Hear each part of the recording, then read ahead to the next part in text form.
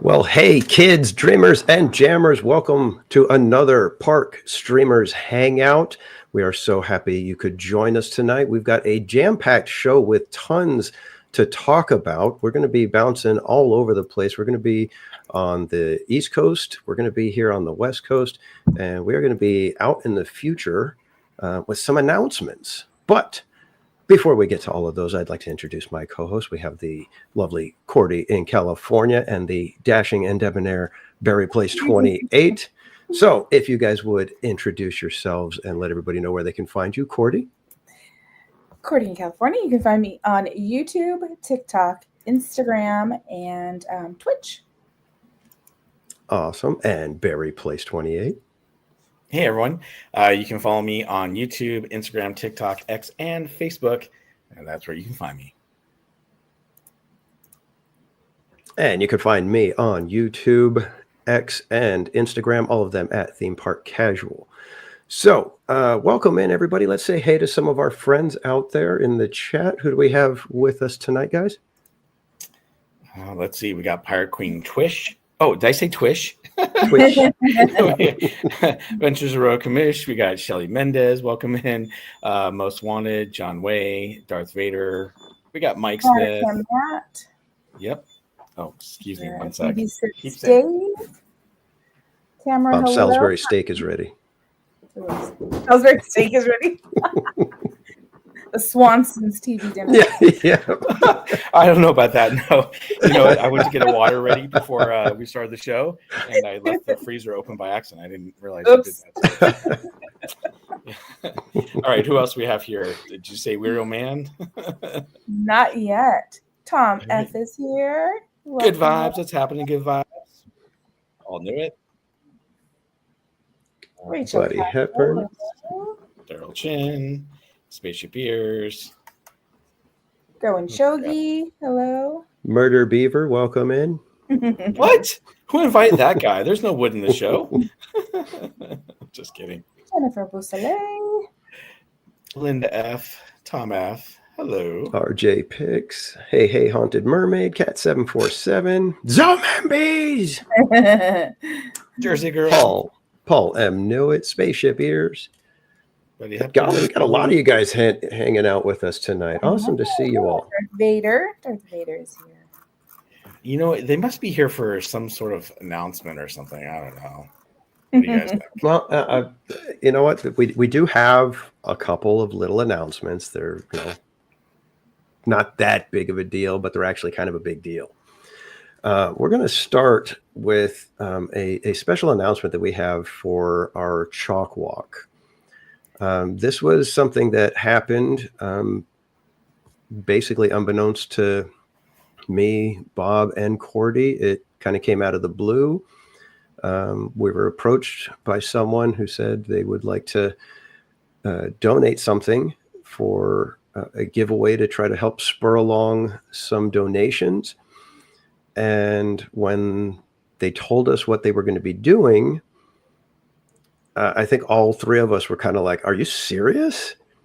I mean, that's kind of crazy. But they said they wanted to do this, and they have started work, and we've got a work in progress at this point. Things are still being worked on as we speak. But we can finally do the reveal. We gave you guys a little bit of a tease on our last episode. And we'll go ahead and show you guys a little bit more so you guys can get a real idea as to what we're talking about. And we'll give you more info right after the little video. Bob, if you don't mind playing the video. Sure, let's play this video.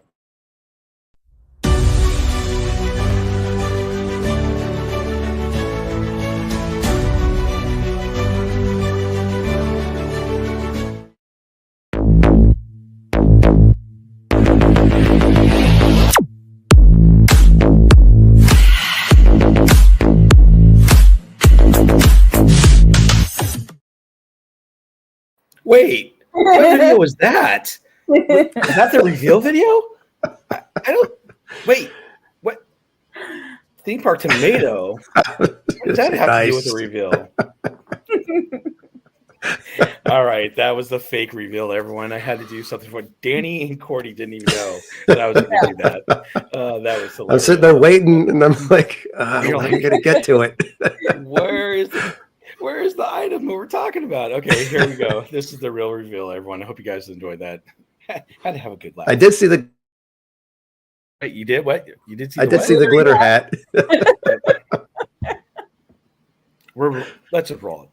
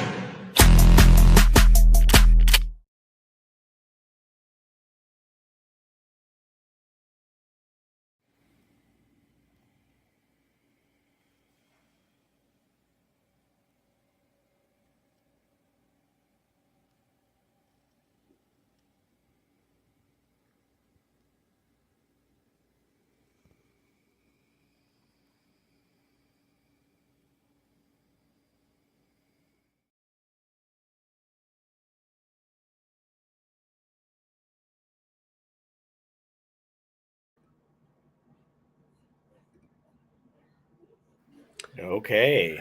So there it is, kids. That is a custom Stratocaster guitar, custom design, custom paint, custom bridge work.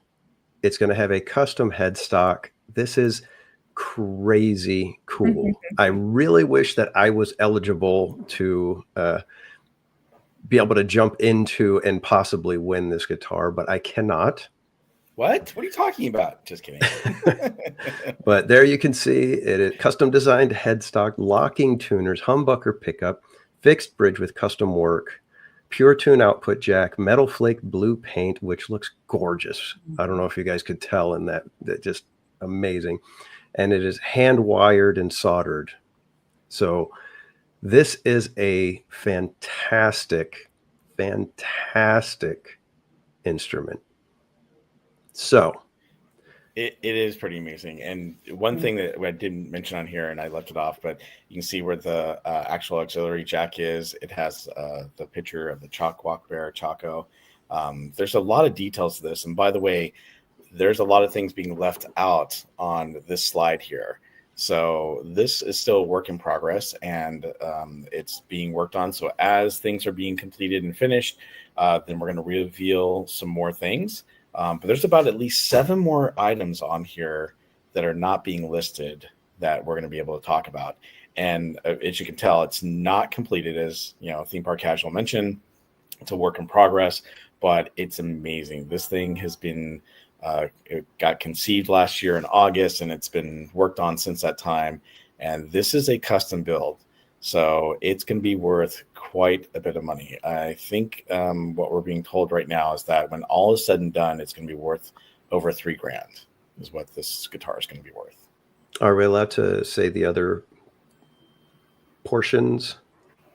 Not yet. Okay. Yep. Wait, I don't know what portions you're talking about. You talking about the other non-guitar accessories. Oh no, we're not talking about any of that stuff yet. Right. Gotcha. Now, so. Okay. Yeah. Just to let you know, there's other stuff coming. Yes. And I so wasn't sure if we're allowed to talk about those yet. No.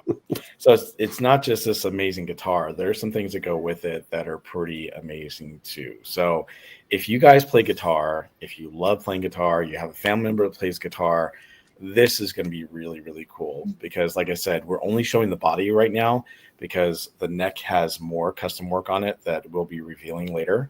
And there's some other things too on the back of it as well. So there's so many little custom details that are going to be on this.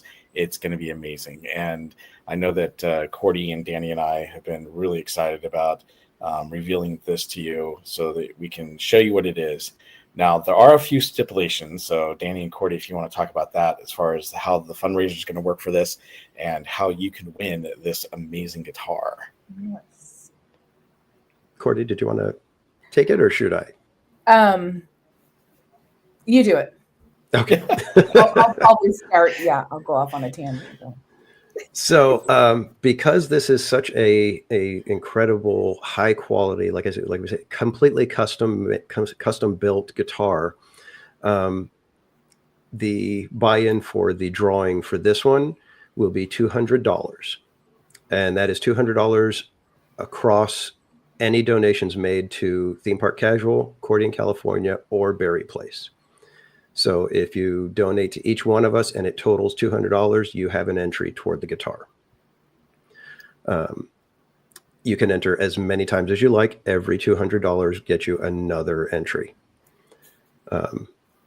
This probably will be a what were we? Should we give the estimating? Yes, EXP donations that have already been made will count toward it. Yep. So if you already have made donations, all you would have to do is make up the difference to get to the $200, and it would count. Mm-hmm. And I don't know if we should. Are we allowed to reveal what the estimated value would be? Right. Well, I mentioned it earlier. It's estimated to be over $3,000. Yeah. So to put something like this together, if you were having somebody build this for you, you would be paying well over $3,000. And like I said, this was custom paint. We know that they spent time dialing in the color and wanting a color that was very specific. And like I said, I wish I could win this. I would be tossing my money in the ring for this. But yeah, we're really excited because we were not expecting something like this. And this is I've worked with lots of nonprofits. Stuff like this is not typical. This is not a very typical type of item to be able to get for fundraising. And like I said, like Bob was saying, if you know anybody that plays guitar, is somebody that values unique instruments and things like that, let them know. Maybe they would like to make a donation and try to win. But yeah, exactly. Go and show you that pearl color looks fantastic. I am just, when they told us they were going to be doing this, I was like, okay, cool. What are we going to be looking at? I had no idea what it was. And then we got to see the paint job, and I was just like, oh my God, that is gorgeous. It is like such a beautiful, sparkly blue. I was just like, God, I think I've mentioned to you guys, I don't want to give it away. I want to keep it. Mm-hmm. So, but there you have it, guys. If you've made any donations to Theme Park Casual, Cordy in California, or Berry Place 28 at our Chalk Walk pages, those donations are going to be counted toward the final total, and anybody that totals up to 200 or more will be entered into the drawing for this guitar. And like I said, if you know people that would be interested in something like this, please share it out. Let them know. We're going to keep adding more photos now that we have the reveal. So we'll be getting you guys more information as more gets completed on the guitar. So spaceship ears. That's almost worth a lightning lane Premiere Pass. Yeah, no, it's beautiful. And it's the fact that, the donations are going towards chalk and it's for the kids, right? Right. I mean, I don't know, that's the ultimate, right? You get this, but it's all for the donations for chalk. So. And plus with that, you also get your entries into the regular prize giveaway. So right off the bat, if you do 200, you've got 8 entries into our other prize giveaway. As well as, each of our individual, depending on how many, where you put your donations. I know I'm raffling off a park hopper ticket with the option to have Theme Park Casual join you in the parks for, however long we can arrange, a visit. But that will be raffled off for anybody donating $25 or more. So the 200 for this would get you 8 quick entries into that as well. Yep. And Zemembe is asking, do my Park Streamers Hangout memberships given out count? No, it has to be donations made to the Chalk Walk pages for Berry Place 28 theme park casual recording in California. And like I said, you can do it in, if you already donated to all 3 of our pages, we're going to go through, we're going to pull reports.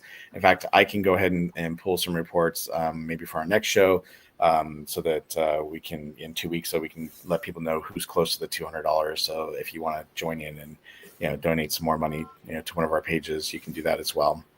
I'm going to be announcing something separate for my page later this week because, I'm fundraising every 2 weeks. So guys, you come hang out with me this Thursday. I'll tell you more about what I'm going to do for this, and hopefully we'll get some donations as well. But I think this is really, really cool.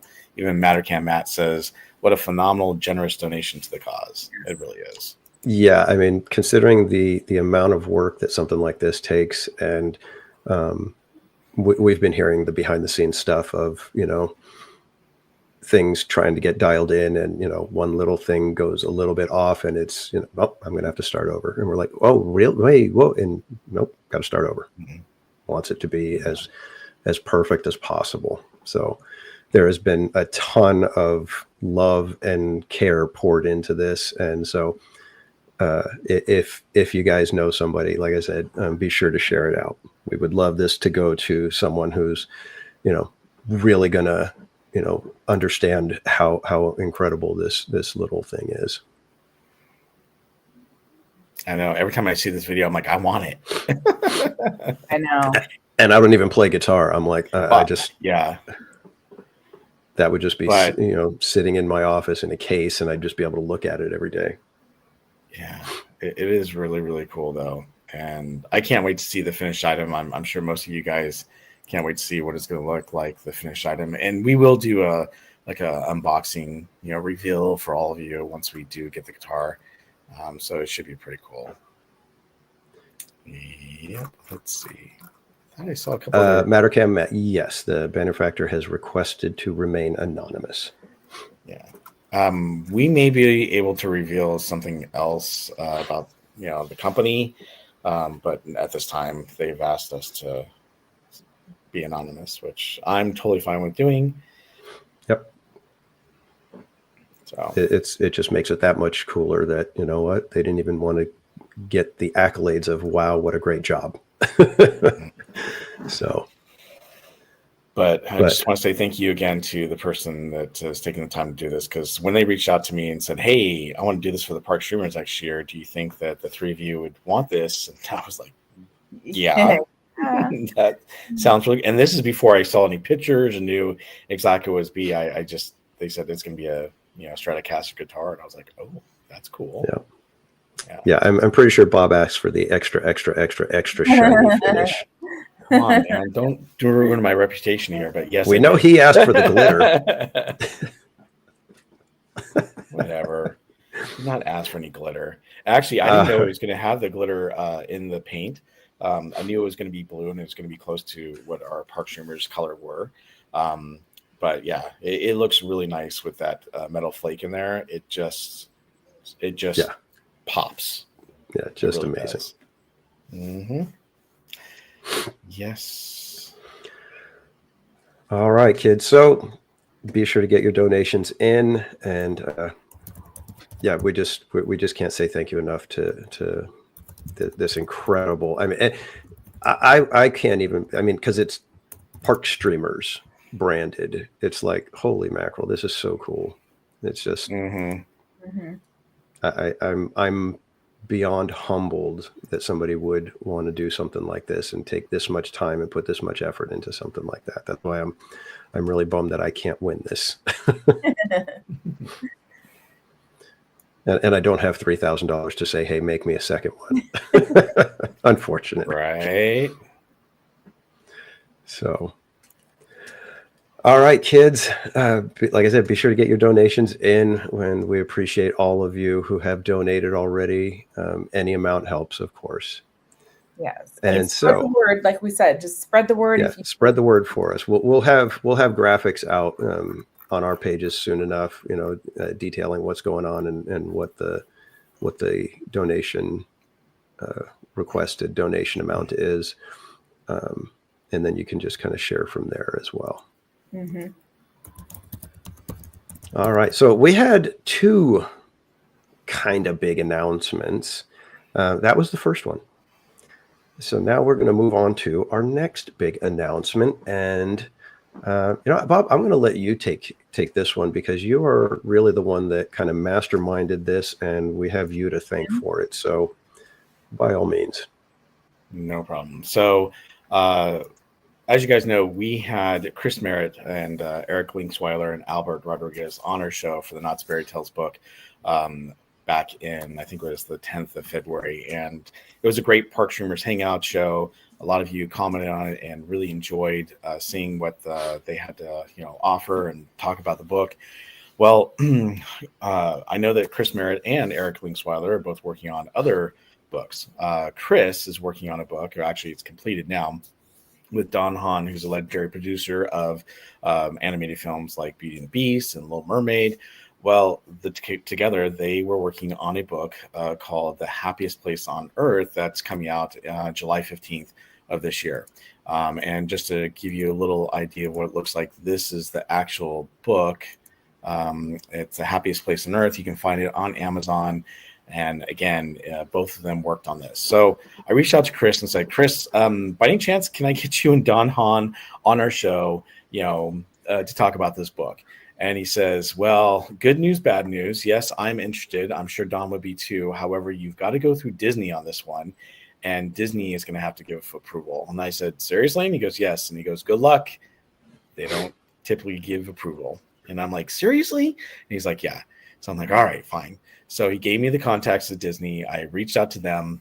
And over the course of the last several weeks, I have been emailing Disney Publishing, and I was able to secure a show with Don Hahn and Chris Merritt. And we will be doing a show regarding the happiest place on Earth next Tuesday, a week from tomorrow, which is a special show because we normally do our shows on Monday at 6 p.m. instead of 8 p.m. Pacific time. With Don Hahn and Chris Merritt. So it's going to be a special Park Streamer show. I hope that all of you will take the time to come and spend the time with us because, one, you're going to get to learn about this book before anyone else. As from what I understand, they've only been on one other podcast, and it was a very quick podcast. And I'm hoping that this is going to be really informative to you. Now, there's a lot of things that are still under embargo that we will not be able to talk about in the book. So there's some things that we'll probably try to hit on and cover. But the book is going to be amazing. I already got a copy of the book that I can look at and go through. And it's been very eye-opening, seeing some of the photos and information there. We're not going to be able to show some of the photos of the book. We will be able to show some, but not the whole entire thing. So unfortunately I can't do that, or none of us can. However, it's going to be amazing. I think you guys are going to really enjoy it. I've been working on this for many, many weeks. It's been a labor of love, and I can't believe that this actually happened. When I told Danny and Cordy about it, Cordy's like, stay positive. I'm like, I'm going to stay positive. Hopefully Disney will say yes. And sure enough, they were gracious enough. And the person at Disney has been very wonderful. And, getting this all set up with Chris and Don. So I'm excited because it's an opportunity to have someone new on the show that we haven't had. We've had Chris, but we've never had Don Hahn. I mean, it's going to be the biggest celebrity that I think we've ever had on this show, which is pretty cool because, he is a legendary producer. In fact, let me share with you his site so you can see what it looks like. Yeah, he's producer of Beauty and the Beast, Lion King, Hunchback, Atlantis. I mean, is that all? This guy, he is a Disney legend, an official Disney legend. I mean, this is crazy. Yeah. When Bob said that, we got it. I was just like, are you kidding me? Yeah. So it's been a wild and crazy ride, Mr. Toad's wild ride.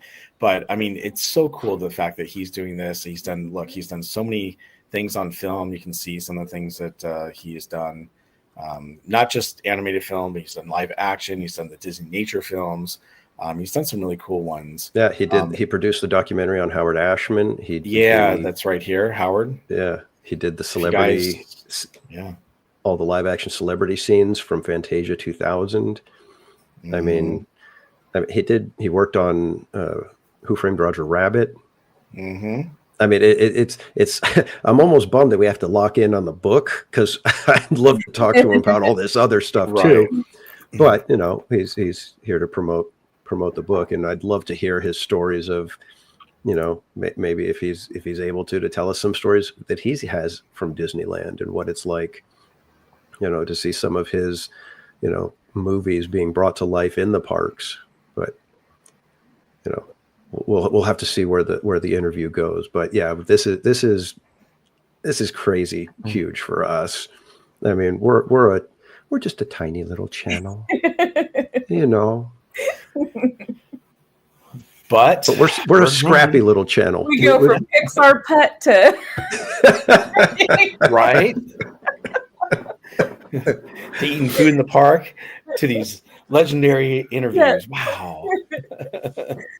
If Don Hahn has a loop somewhere in the background, I'm going to freak out, because I'm just going to be like, that's impossible. Seriously, I got to tell you guys, I was on cloud 9 for literally days when we found out. I mean, I pretty much like Kermit the Frog, freaking out. But it's really, really cool to get that news. And it was so funny too, because I remember one day I was emailing Disney, and I was sending back another message, and my family and I, we were supposed to be going out for dinner. And my wife's like, what are you doing? I'm like, I will tell you, we're going to go out for dinner. I'm going to tell you what I've been working on. I'm going to tell you what we're doing. No one knows about it, so you can't say anything. And she's like, okay. And then we go out to dinner, and I tell her, and she's like, oh, that's interesting.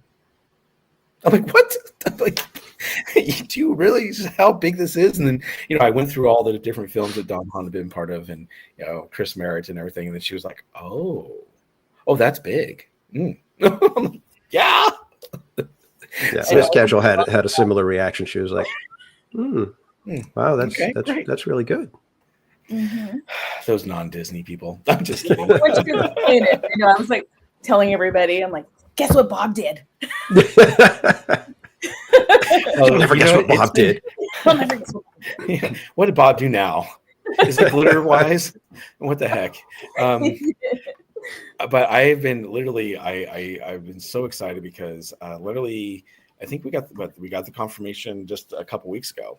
And I've been dying to tell my chat when I go live what I've been working on, what I've been doing, and I've been building it up, literally for the last, week and a half, about you guys get to come hang out with the Park Streamers Hangout. Can't wait to talk about it. So very, very cool. I'm excited, and I hope you guys are too. It should be a lot of fun. I'm not sure how long the interview is going to be. We're hoping that, it's going to be at least an hour, but, we have to be respectful of their time. So we will be getting back to you on that. But in the meantime, we'll have a few other things to cover after we do the interview with Chris Merritt and Don Hahn on the show. And since it's a special show, we'll just cover a couple other things. But I hope you guys really are excited as we are, because I think it's going to be amazing. Yeah, I can't wait. I'm still kind of gabberflasted that we got this. Mm-hmm. I was like, they must not have looked at my channel at all. Don't they know I'm theme park cranky? Theme park cranky. That's funny. But I will tell you that we are working on other people for the show. I was just talking to Danny and Cordy about a couple other guests that I've been working on that hopefully we will have on soon within the next couple months. Bob Iger is joining too. No. Spaceship Ears, he asked if he could join, and we said, we'll think about it. But seeing as that there's a little bit of a time crunch with Don Hahn, probably, we want to be respectful. We told Bob Iger that maybe next time. He was very gracious. He said, anytime. And we said, okay, we'll get back to you. That's too funny. He got a casualty magnet on the fridge. Too funny. It's going to be great, though. And I hope you guys enjoy it. Like I said, I've literally been working on this for weeks. And I'm so glad that we were able to secure them for an interview. I really was worried when Chris said, hey, don't get your hopes up. Disney doesn't always say yes and give the okay. And I'm like, really? And he's like, yeah. And it's funny because I've been able to talk to him about some of the things that I can't even mention that, it's gone into, making the book and whatnot. And it's been really, really cool learning all this stuff. But it's also kind of like, wow, really?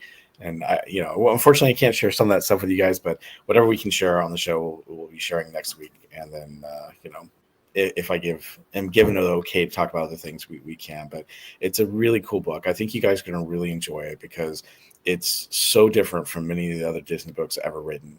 And again, we'll get into why that is next week. But it's very, very cool.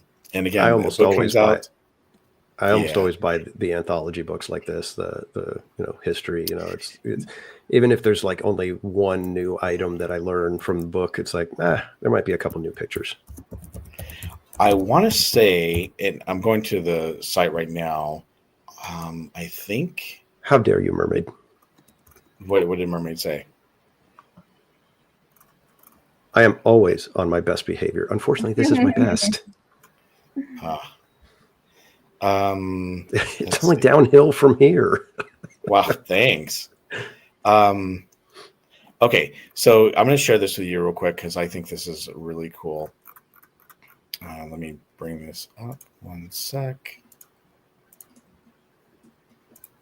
So if you become a D23 member, I'm a gold member, but this year for 2025, each gold membership obviously gets all the things that you see here. So you're going to get a gold member pin that says D23. You're going to get a D23 gold member Max and Goofy card. You'll get your gold member card with Stitch. There's going to be a gold member savings passport, obviously your certificate, and a special Lorcana card featuring Iago from Disney's classic Aladdin. However, they have different memberships now for the gold plan. And if you become a gold member, for this plan, it's $99 instead of $50 per year, and you get your choice of one of these items. This is really cool. So you can see Happiest Place on Earth. Here it is. It says enchanting replica of the Disneyland Park entrance plaque, measures 12 by 7, a reproduction of the original plaque text with the draft with the Disney's and annotations from 1955, along with first to market exclusive edition of the brand new Disneyland 70th anniversary book, The Happiest Place on Earth, written by Disney legend Don Hahn and former Disney Imagineer Chris Merritt. So you can choose this. They also have looks like a Disney bag, water bottle, and hat. And then they have some other things here you can choose. So you only get to choose one of these. If you become a gold member with a complete plan of $300, you get everything you see right there. But if I had my choice of just one thing, I would choose that book. Because that is easy. Pretty amazing. Yeah, I mean that's an easy choice. I want the water bottle. What? Okay, you go for that. Water bottles can't be nice, but okay. In that situation, yeah, interesting. Well, Disney's definitely. So you got different gold memberships that you can do this year. You have the regular individual plan. That's just a regular, gold, regular membership, and then you have the gold membership. So they've gone up. They've changed this year, so just heads up. But if you do choose a gold plan and you choose the gold member choice, you're going to get your choice of getting this or one of the other items that we're just showing you. So very cool. I like it. All right. Cool. So those are our big announcements, guys. And as you can tell, these are huge for us. This like I mean, I was semi-joking. I mean, we are just a fledgling little channel. We don't have the kind of clout that somebody like Don Hahn would be like, oh yeah, I'll go on there and talk with these guys. It'll do good. It'll get out to, enough of a number of people. We got you guys here, and that's fine for us. We love you guys, and we're thankful for all of you being here. But to have something like that happen, this is huge. I don't know if you guys have ever dealt with stuff like this, but Christopher Merritt telling Bob, don't get your hopes up. Yeah. That's kind of how it is. It's like, but so to have this opportunity, we are over the moon. We are thrilled. We can't wait. And we hope as many of you guys can join us as possible. I've seen a couple of your comments saying that, oh no, not Tuesday, but we had to go with, what their schedules were, and we're going to make the best of it. And, we're thrilled to have it. And then like I said, to have somebody go through the effort of building a guitar like that, custom made, it just floors me, because kind of like what happened last year, where, you know, I asked Bob and Cordy, hey, you guys want to do the chalk walk with me? And then it just spiraled into something amazing. I mean, dare I say magical by the end of it. Yeah, It's, you know, really. to see somebody jump in and say, you know what, I want to be a part of that to this extent is, it's again, it's one of those things where my heart is full when I see you guys doing stuff like this and wanting to be a part of this funny little thing that we got going here. But, you know, I appreciate every single one of you. We love having you guys in the chat, you know, whether it's, you know, throwing tomatoes at me or, you know, demanding Bob put on a glitter hat. We love it. I would rather wear the glitter hat than eat a tomato. Wow. I'll switch with you. Yep, hey, that's a great idea. Let's switch. I'll eat the tomato. You go ahead and wear the glitter hat. That's no fun, because both of us would be like, eh. It only works because we don't like those things. I know. And, you know, if you guys want to put a comment on the streams here, like, you know, afterwards, please feel free. Just talking about, you know, especially if you watch next week, if you're not able to join live and you want to watch the replay and leave your comments, that's great too. We read through those. So we love seeing it. So.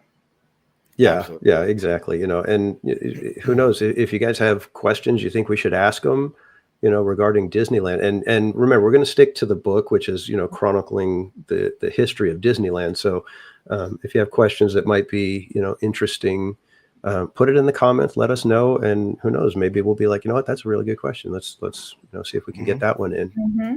So yeah, definitely. And if we don't use your question, don't get upset. We just exactly. We've got a very tight time. Yes, exactly. Paul says, I'm watching an old password episode on YouTube, and the secret word was tomato. Oops. Oh, Christy says, you should wear the glitter hat, Cordy, because you would look so great in it. Well, I think we all should wear one, and we should do some sort of choreography. That's my idea. I'm putting it out there for you all. That's what I got. Some sort of choreography. Yeah. I can't agree to that quite yet. Okay, next topic. So after our epic announcements, let's get into some epic universe. Because holy mackerel, have you guys seen what's coming out of Epic Universe? I mean, I'm not going to say it's 100%, because there are certain things where I'm like, come on, Universal. And other things where I'm just like, holy mackerel, that Disney better be watching what they're doing. Mm-hmm. Disney better be paying attention to this, because this could be a runner-up right there against everything that makes Disney Disney. And I know that sounds crazy to say, and I'm not saying that, it's going to take Disney down or anything like that. But if you have people coming out of there with those same warm, fuzzy feelings that they get at Disney, if they come out of Epic Universe with that, you're going to have people making connections to Epic and wanting to go back to Epic when they get a little bit older. They're going to want to take their kids to go see the things at Epic. So I don't know. What do you have for us to start with, Bob? I don't even know where to begin. So I wanted to share with you, and Paul and some of you reached out to me today and shared this video with me. So I thought this was a great way to start. It's actually CNN Travel covered the video tour of this land, and it's about 2 minutes long, almost 3. I thought we'd start off with this because it kind of shows you a roundabout of the park itself, and then we're going to show individual clips that are pretty amazing. So let me bring this up real quick. Can I? My screen? Yes. Did you already get that? Just before. Tamara Delaney, thank you so much for the gifted membership. Thank you. Thank you. If you guys are members, throw some flags in the chat for Tamara. Let's actually, before I do that, I'll just put the confetti behind us. There we go. All right. Thank you, Tammy. Really appreciate it. It was so nice. Kayla Mack was the got that. Kayla Mack. Congratulations to you, Kayla. Congrats, Kayla. All right, very cool. There's those flags. Yeah, I love the flags. All right, here we go. I'm gonna actually let me see if I need to open this up first. Oops, I just closed a screen I didn't want to close. Hold on one second, everyone. So if you go to Epic, there's going to be like this thing over here, and it's like rocks, but it's like from How to Train Your Dragon. It looks really cool. And then you go over here, and it's like Universal Monster stuff, and it's kind of spooky and kind of scary. And then you go over here, and it's like all Super Nintendo World, and and then you go over here, and it's like Harry Potter, and it's like whoosh. Oh my goodness, that's hilarious. All right. I'm vamping my best, Bob. Let's hurry it up. I'm just kidding. All right. You gotta give me a moment here. Hold on, let me see if I can open this up. No, it's not. Okay, I hope it's going to. I would never make fun of anybody with having any sort of technical difficulties after what I put you guys through on my streams. Just with Berry Place 28. All right, let's try this. There we Epic go. Universe is one of the largest, most expensive theme parks ever built. We're getting a sneak preview, so come on.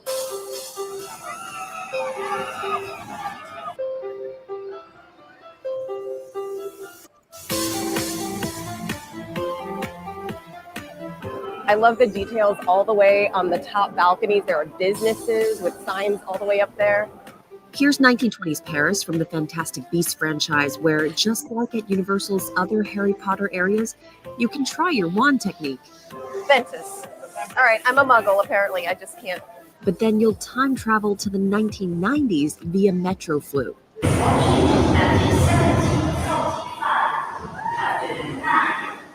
No one was allowed to film on the rides nor during shows at this preview, but we're combining so many different and new technologies to bring this adventure to life at a scale never seen before. Those are like the largest sets I've ever seen in like a theme park attraction. It was crazy. This is my buddy Ryan Clavin, otherwise known as Rhino, who hosts a Universal show for the Diz Unlimited. This is sort of a very good example of why, like, we love theme parks, like why we come to theme parks to kind of like get into these franchises and books or movies or whatever it may be that we love. This is really that, like, I mean, where else can you literally step into a movie like that? I feel like especially this is for every one of those kids like us who waited at midnight for the release of a Harry Potter book. The other major attraction in Epic Universe is Monsters Unchained: The Frankenstein Experiment. Universal says their team invented new technology and secured patents for Epic Universe attractions, including special animating effects, ride design, and robotics. Through another portal is the Isle of Berk, the first time How to Train Your Dragon has been turned into a theme park space. The Untrainable Dragon was a show that we saw. There was a dragon flying over our heads and like breathing and like winking at us, right? I think this show's like do not miss. Like when Hiccup and Toothless fly out and over the audience, I'm sorry, like I got like goosebumps and started getting very emotional. I really, really liked it. Yeah. Big fan. And guests will get to meet Toothless the dragon, too. He's like breathing and vibrating. Oh my gosh. Finally, Super Nintendo World, similar to what's at Universal Studios Hollywood, but a little bigger with a couple more rides. You can use a power-up band here. It's like a slap bracelet, and it records points for different activities around here. So here we go. Epic Universe officially opens to the public on May 22nd. Okay. Very cool. Amazing. I don't know about you guys, but every time I see or hear something coming out of Epic Universe, I'm just like, this is amazing. Not one time I've ever gone, no, it just kind of looks okay. Every single time I've just been like, wow, I can't believe they're actually doing this. And I think the last time, well, I can be honest, the last time that I went to a major park that opened, was probably DCA. And, you know, when that opened, everyone kind of went, hey, this is kind of cool. Not what I thought it was going to be, but okay, kind of cool. You know, where this one, it's like, oh my gosh, they are pulling out all of the stops right now. I mean, I'm hearing people saying that the Harry Potter ride is the absolute best dark ride on the planet. And that's from, I think it was Attractions, was it SoCal 360 Attractions or something like that? I can't remember how they're named. You know what? I actually have a video of someone saying that, but I don't remember which. Let's see here. Yeah, I just saw it on X, but they were saying that they've been all over the world seeing attractions everywhere, and they're like hands down best. Like no question in their mind, they were saying. It's like, and that's crazy. Yeah. This one was from Theme Park Express. They were actually saying that you need to go to that. Oh, you're not going to leave. Yeah, Epic brings immersion to a whole new level. Yeah. Give me 1 second. I just closed my X screen again. Well, oh, darn it. So getting into some of the, you know, the things that I'm thinking about with How to Train Your Dragon, people were like, I don't know if this is an IP that can really sustain a land, that can be, you know, that can withstand the test of time. It's like, well, I after seeing what they did with it, number one, no, it's legit. This is going to be I think, to me, it seems like How to Train Your Dragon is going to be almost like the sleeper hit, the one that nobody was expecting to be as good as it is. But when you see those dragons and the meet and greets, Disney just lost out on being able to do anything with dragons. Now they're going to look like somebody who's trying to capture what Epic did. So they lost out on dinosaurs with Jurassic Park. They lost out on Harry Potter. And now they're losing out on dragons. So, I mean, that's just the reality. With the way the animatronics and the meet and greets are with How to Train Your Dragon, that is what I'm talking about, where people are making memories that go beyond, oh, we had fun at a theme park. It's that same magic that Disney captures of seeing your kids' faces light up. You as an adult going, oh, this is so cute. Look at this. This is amazing. And they've got more than just the one interaction. You know, there was, you get to meet Toothless. And then what was there's the little one that's the actual robot dog. Dart. He's walking around. He's doing the cute little things. He's doing the Toothless Says game. Then they've got the one that's the ice dragon who's sleeping, and then all of a sudden snorts a breath of, you know, the frost on you. It's just, I'm telling you, man, whoever decided that was the IP to go with, they nailed it. Because it's, and I'm not even, we haven't even seen what the show really looks like. But if you've seen what they do, is it in Singapore? I can't remember where the other How to Train Your Dragon show is, but that thing looks crazy. I mean, it is like cutting edge stagecraft where they're like got dragons flying over the audience with riders. It's just nuts. And if that thing is like that, it's like I said, this is going to be one of those things that, you know, doesn't take Disney down, but it is definitely a shot across the bow. So the footage that we're seeing here is from BioReconstruct, and it's amazing. It's just night, and I know it's a drone footage, so some of it's a little shaky. So sorry about that. But I mean, look how amazing this is. The hotel in the background, each of the different lands and how they light up. You know, you've got, you know, different lighting paths all over the ground that, you know, light up and, you know, circle around the other fountains. It's just, it's amazing. And then the fountains themselves are constantly going, and it feels alive. It feels cool. I don't know. To me, just like I can't. Well, and don't forget that lighting package that they have coordinates that entire center section of the park. That can go all blue and then whoosh all green, then whoosh all red. It's crazy. And apparently, it's supposed to do that with a fireworks show that they're going to be having. So that's what I'm saying, man. It's like, I mean, you guys know what it's like when you're in the middle of Fantasmic. If you're sitting on the you know, at the river's edge, you've got lights coming from all around you, and it looks cool. Yeah. So imagine the entire area shifting color on you at the same time, in time with the music and the fireworks and everything. I'm telling you, man, this is crazy. How I'm almost to the point to where I'm like, you know what? If somebody said we'll give you a free trip to any theme parks in the world, any theme park in the world, where would you go? I think I would probably say Epic right now over Disney Sea. Yeah. That is insane for me to say. But this just looks so freaking crazy cool. Not perfect, because there's going to be a few things that I've seen where I'm like, ooh, dang it. But yeah, exactly. Well, let's take a look at see some of this stuff now. We're just going to kind of go random because I've got a lot of different things to share. This is the Helios Hotel. This is the main hotel that's right in front of the park. So it's like the Grand Californian, hotel. It's their main hotel that they have, and I think it's pretty amazing. Oops, let me blow it up here. So this is what it looks like inside.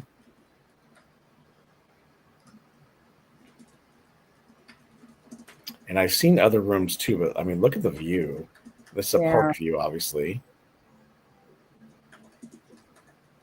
Imagine what it would look like at night. We just saw the night photos. Again, this is a small room. I've seen bigger rooms, but still, it's a nice view. It's a nice thing to see. We also have, let's see here. Oh, here's Toothless. I'm going to turn on the sound for this one so you guys can see it.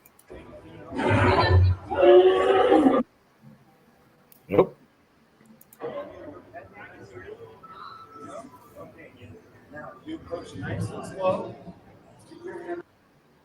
Oh, what's going on? It's not playing all the way through. Yeah,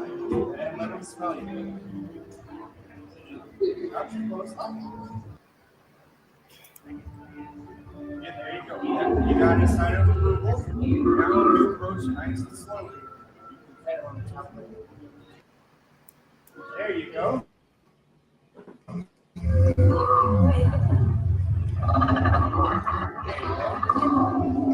now that you've met the alpha dragon, all other dragons on Earth should give you respect.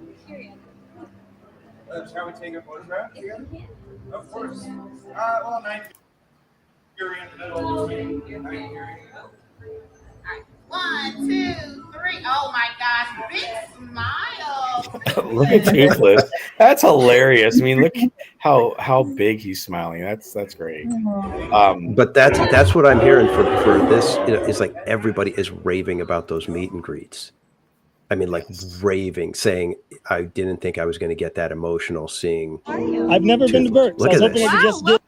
Yeah, this is really cool. Check this out. This is Astrid, the character Astrid with her dragon. Welcome. Thank you. Thank you so much. We're really excited to have you. Yeah, this is the one where I was like, oh. Well, I'm assuming you've never met a dragon before. I have never met a dragon. Well, I'm pretty impressed. You seem very calm and confident. I'm doing my best. Yeah, come on over. Just let her sniff you.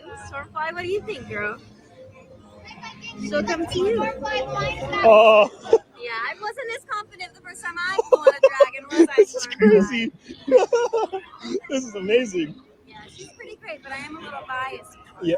This is yours, I presume? Yeah, absolutely. We are the fastest dragon duo in all of Earth. Well, you guys make a great duo, and I'm so happy I got to meet you guys today. We're so happy to see you. Thank you so much. Have a great day. Bye-bye. Bye. So yeah, that one, my only gripe is you can see the puppeteer. So come on. Well, yeah, but you know what? I mean, you can technically do that with, Blue when you're actually, seeing that Velociraptor. But still, No, I know, but that's what I'm saying. It's like you guys went through that much and you couldn't figure out a way to hide the legs, hide the puppeteer a little bit better, just a tiny bit. And I don't know if it's for safety or whatever. I'm being nitpicky. But it's just one of those things where, like I said, it's like, oh, it was so close to perfect. Yeah. And I'm sure it's still magical, but again, if I was the one in charge, I'd be like, why are we doing this? Why are we doing it like that? Explain it to me. Mm-hmm. So I would just need to hear the reason. I still think it's pretty darn amazing, though. Oh no, I love it. That's why I said kids are going to eat it up, and that's the part that Disney is going to need to pay attention to, because it's the kids that are going to be the ones that in 10 years, 15 years, 20 years are wanting to bring their kids back. And if you don't pay attention to that, you're going to miss out. And this is exactly what I was talking about, where Disney's going to gets priced to the point to where, families can't make it every year. You're going to miss out on those years where your kids are making memories and then wanting to bring their kids. It's not going to be quite the same. They might not have that same strong emotional connection to it. Yeah, that tradition of like going, right? Every year we go to Disneyland, can't wait. But yeah, if you can't afford it, then you're like, well, every 5 years. And then you're like, but then things like this come up, right? You're like, well, we can go here. Yep. Yes. It becomes your destination. Jen, I didn't mean puppeteer in the sense that you're thinking puppeteer. I was talking about the way the interaction with the handler girl. Astrid, is that her name? Yes. How she was kind of coaching the drag. That's what I meant. That's all. Okay. I'll shut up. This is the ride vehicle for the Battle of the Ministry, which is the new Harry Potter ride. Now, this one is going to be interesting. If you've been on Forbidden Journey ride, it actually has the kookaburra, that moves you around and whatnot. This one actually is a box that moves up and down. And goes through the world through this battle, the Ministry, and it looks really, really cool.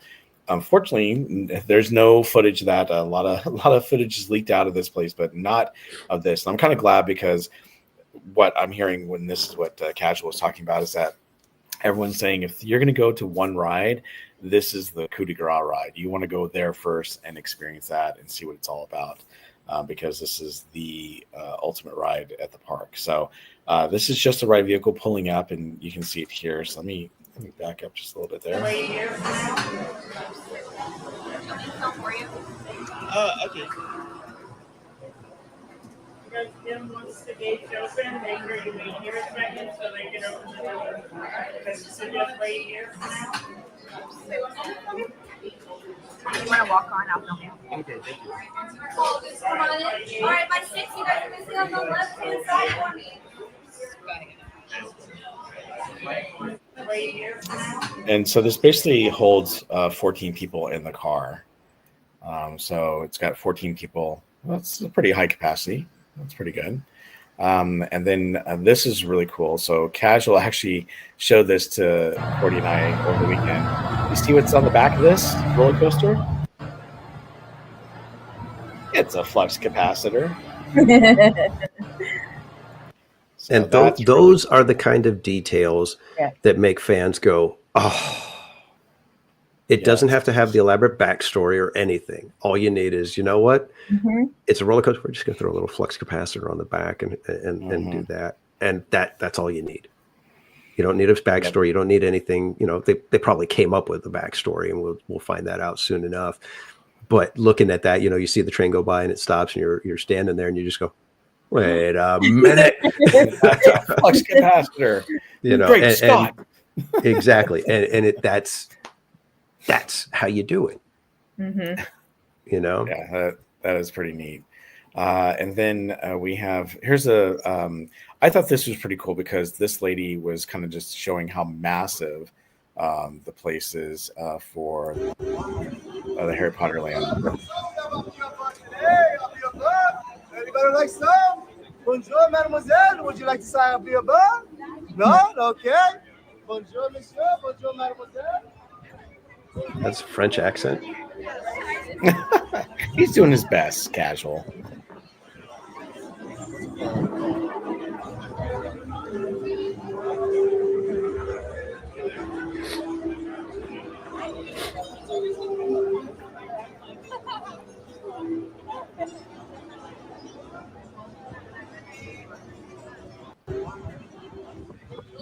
And of course, we have the Burning Blade Tavern. I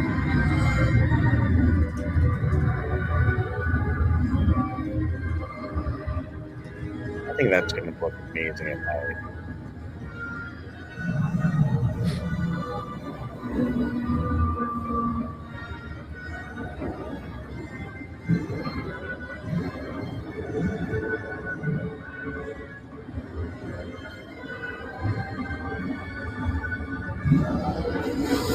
I like it, but they really need to make sure that thing is working. I mean, right off the bat, you're like, wait, Yeah, one blade ain't on fire. Come on. I know. So this is the Super Nintendo World with Donkey Kong Country.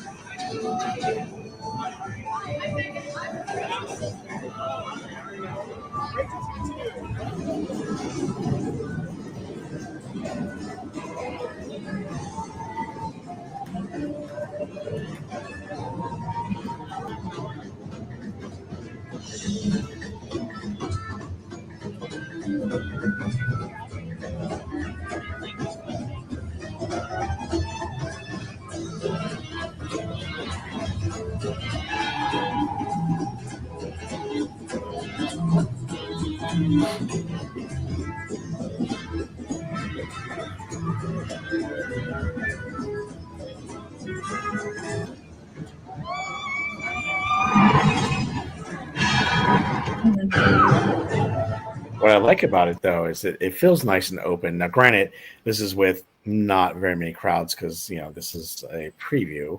But to me, it just looks amazing. So, here's Toothless again. This is another point of view video, and I think it's pretty cool. So let's check this out.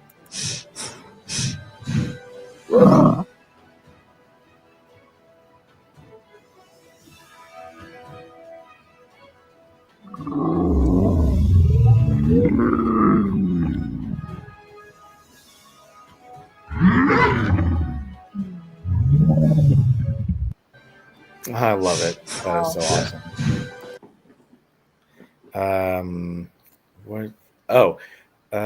This is the Fantastic Beasts sighting, and this lady was so excited. And think about it, she runs all the way from where she's at to this little bandstand area because she sees a character that she is like in love with. So check this out. I'm gonna back it up just a bit here. Here we go.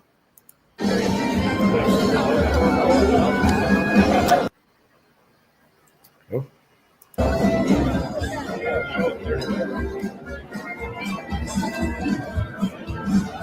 My child is out. Look at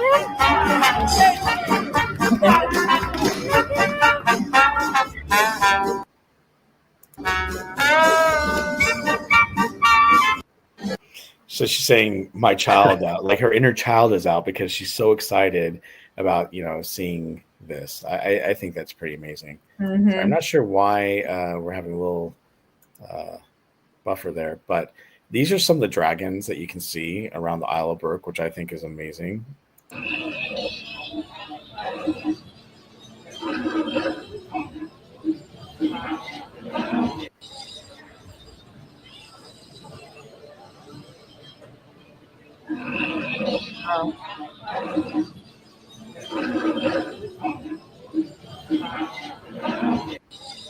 And then this is Dart, and this is a little bit of the end of the show presentation, but Dart is just amazing. Cool dragon. Shoulder width apart. Bend the knees a little. Dragon claws. Make a fierce dragon face. All right. At the count of 3, pounce and roar. 1, 2, 3. Ah! Shoulder width apart. Bend the knees a little. Dragon claws. Make a fierce dragon face. All right. At the count of 3, pounce and roar. 1, 2, 3. Ah! And I think we have another video of that dragon too, but here's one of the other dragons that Danny was talking about earlier regarding the frost, as it's waking up.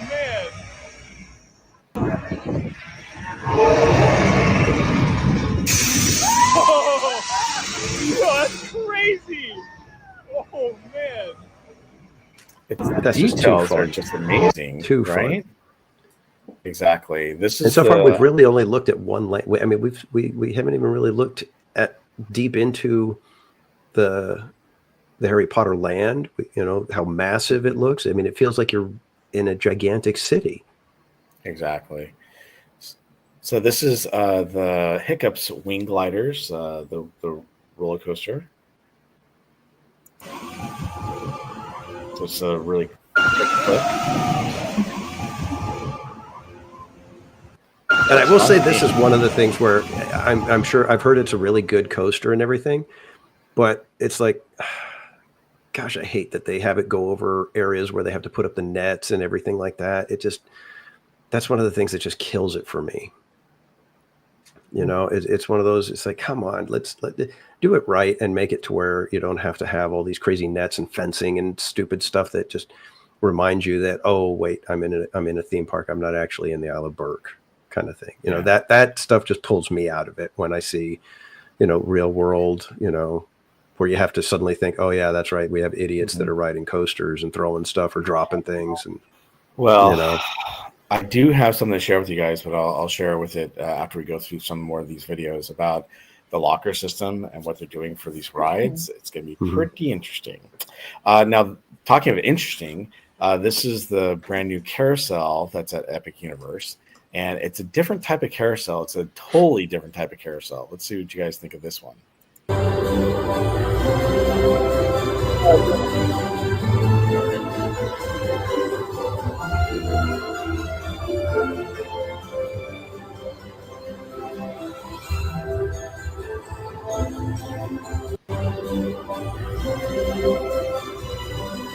Get out of here, man. That thing is amazing. That thing is gorgeous.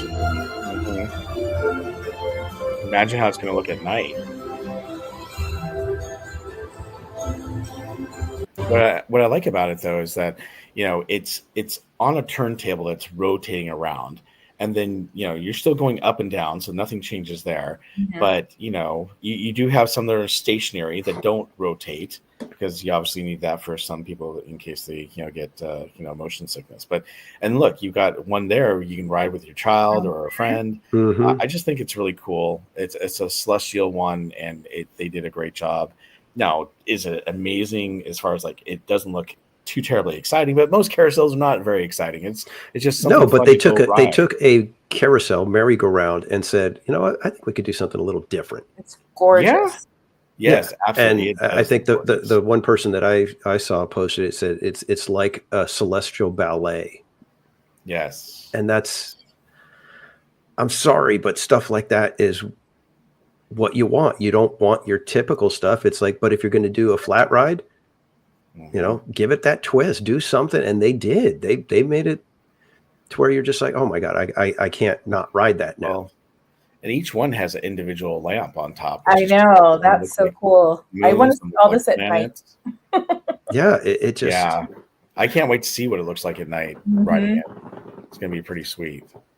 I can't imagine what the concept art for that probably looked like. They probably went crazy, and everybody was just whoa, whoa, whoa, whoa, whoa.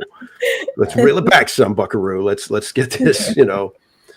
And they still got something, and they still got it to where everybody, you know, when you see it, you're just like, wow, that's beautiful. Yeah. So this is Dark Universe, and this is how you enter in. I love that. It's alive. It's alive. I love these portals too. What a great idea. Yeah. Okay. So real quick on the portals, because Spaceship Ears was talking about how the park itself doesn't have a general overall theme, right? And I get that, but to an extent, if you look at Disneyland, that has very disparate individual lands with an overall theme of, if you will, fantasy, right? You know, everything's kind of a fantastical version of it. This one, I think they did a similar thing, but by using the portals is how they get the theme kind of pulled together a little bit, because you have your entrance, you walk through the first portal, which is, well, I can't even remember what they call that main one at the entrance, but you go through that and you are in Celestial Park. So now you have exited our world and you are now in Celestial Park, and you have the universe at you're at the doorstep of the universe, if you will, right?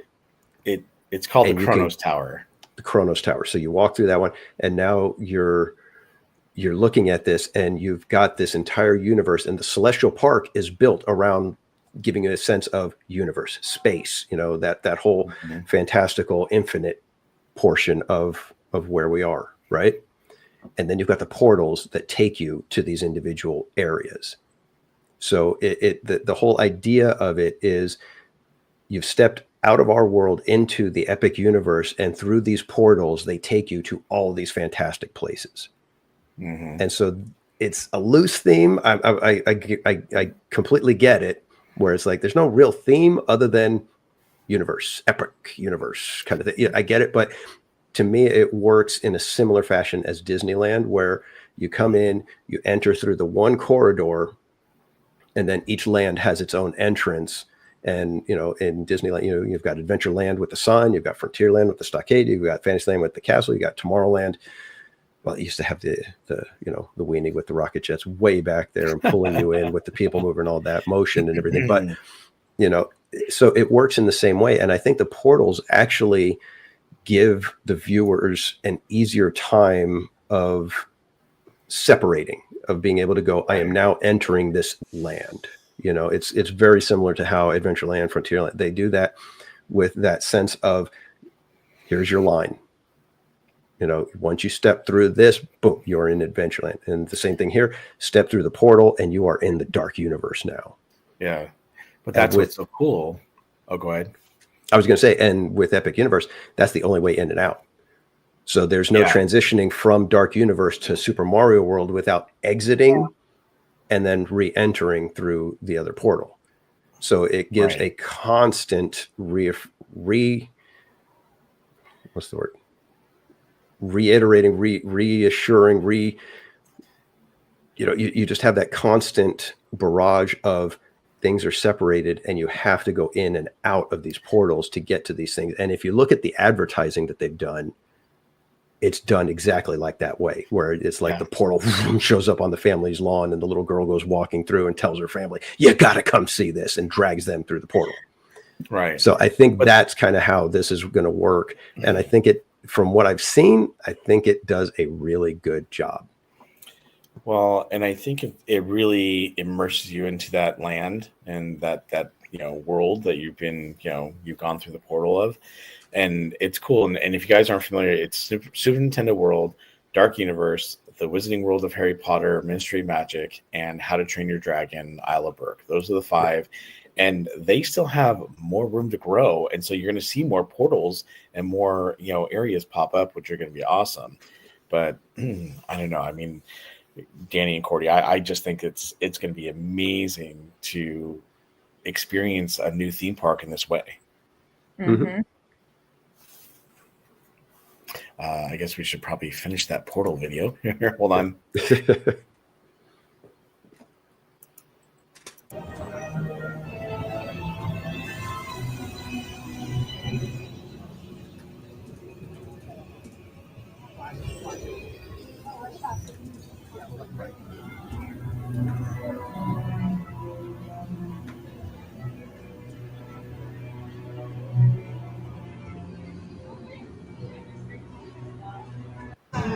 Wait, was someone wearing glitter at?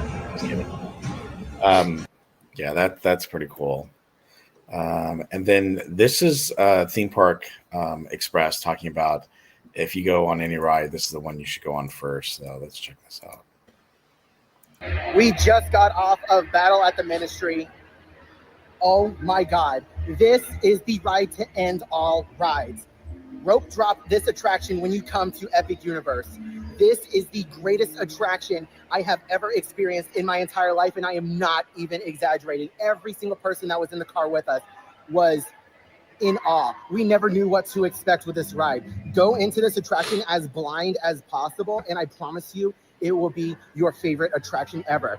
Universal has really outdone themselves with this ride. That first ride experience is going to be an experience that I treasure for a very long time. Oh my gosh, that was nuts. That was nuts. My heart is still going. We had no idea what to expect. Everything was top notch on that ride. I loved every second of it. I promise you, if you think you know what's going on with this ride, you don't know what's going on with this ride. 10 out of 10, 11 out of 10. Do this ride. Okay. Well, that Interesting. is yes. Well, I was going to say, here's- I just from the ride vehicle alone, you're like, what the Yeah. heck is going to happen? You have no idea what it could be. Well, that's the way it was too when I went and experienced, the Forbidden Journey the first time. I got in, I'm like, okay, we're getting this cabinet. It's like, quick, sit down, get in. I'm like, okay, what's going on here? And then you take off and you're like, well, okay, we're flying, and Hermione's got us going, and what's happening here? And when you got immersed into that world, I was just like, that is amazing. I mean, so I can only imagine what this one's going to be like. And I know that, Casual and I have seen some concept, going back, several months from other people. And it's kind of cool seeing what they had planned and how it was going to work. And again, you see that and you go, okay, so that's interesting, but how is it going to be as a ride? And then, you're hearing people going, that's the most amazing thing I ever heard, or, went on. And I completely agree. Spaceship Ears, the influencers, they're going to be how they are, so you definitely have to temper expectations, but I've heard from some of the theme park channels that I trust, and they're saying the same things. Mm-hmm. Yeah. So, and I mean, we all knew this was going to be the marquee attraction, and I think I mentioned it somewhere, but each one of these lands has its own little knockout punch, and it's different with each one.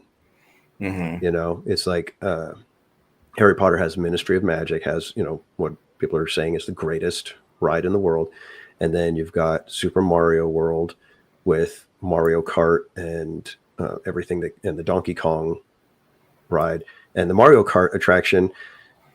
It's really fun. I really liked it.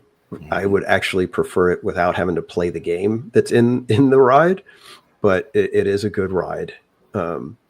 Dark Universe, I'm not even sure what might be the knockout punch with that one. I think just in and of itself, it's the knockout punch because of how well they did it. Mm-hmm. And then Isle of Berk, it's the dragons.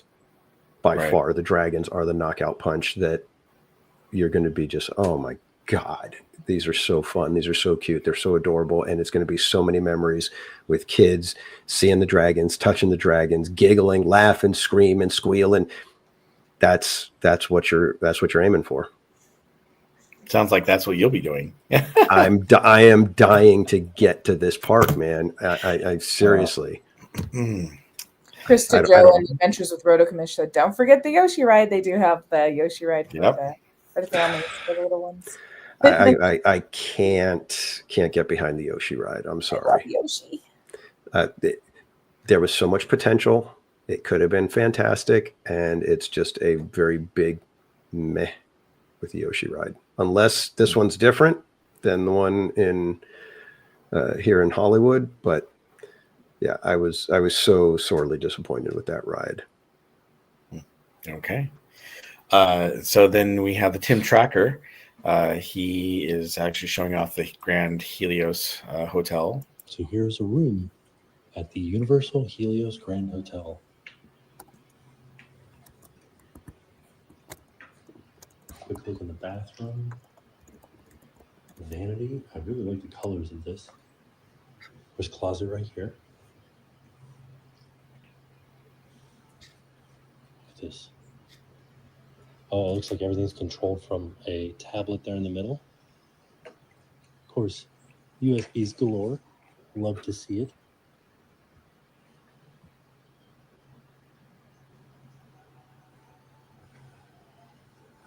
And then the real shining star is looking out onto Epic Universe. So here's what it looks like at night. Nice. The Universal Helios Grand Hotel. And that was just an average hotel room. I mean, you kind of wish there would have been something super special about it, but other than the view, if you didn't have the view, you could say it's a Marriott.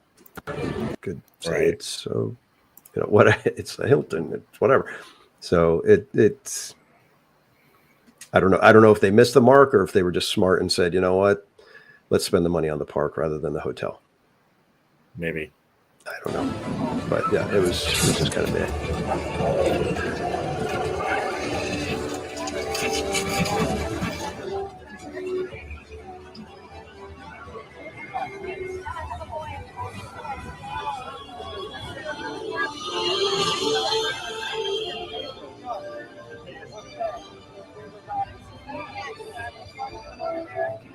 And I do need to reiterate, loving what I'm seeing for the most part. Everything looks fantastic. I'm dying to go. But when it comes down to it, when the crowds show up, those rides, those attractions, all the animatronics, all the show, it has to be running well.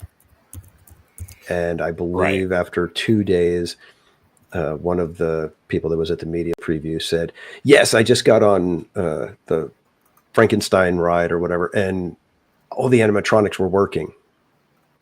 Okay, let's get that stuff. Make sure we've got that stuff squared away, because if it opens and animatronics are broken, you know what? That's going to be a miss. That's going to be something that I'm looking at going, hey, you guys are no different than, you know, that Tiana thing that you got up the street over here. Yeah, no, that was when we were all this was all coming out and we were chatting, you know, and it was like, that's it. That's going to be the thing this summer. Yeah, because if they can keep everything running smooth and, you know, really good for the most part, then yeah, this is going to be the kind of thing where people are saying, you know what, we're gonna book our Epic Universe, and we'll toss a couple of days over at Disney as well. Now, one thing I want to show you guys, there's a couple other things I want to show. I don't want to show a lot of this. This is actually part of the Frankenstein experiment, or actually Monsters Unchained is what it's called. It's kind of the beginning part of it, but it's kind of neat. And it gives you an idea of what the ride is kind of like. But I don't want to spoil and show you the whole thing, because they do have full POVs. If you want to see them, you're more than welcome to do that. But I don't want to spoil it for all of you guys. But this is kind of cool. So check this out.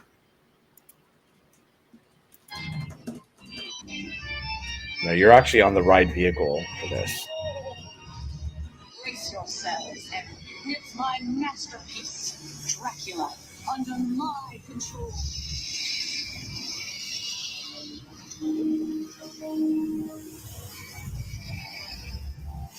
Now, activate the machine.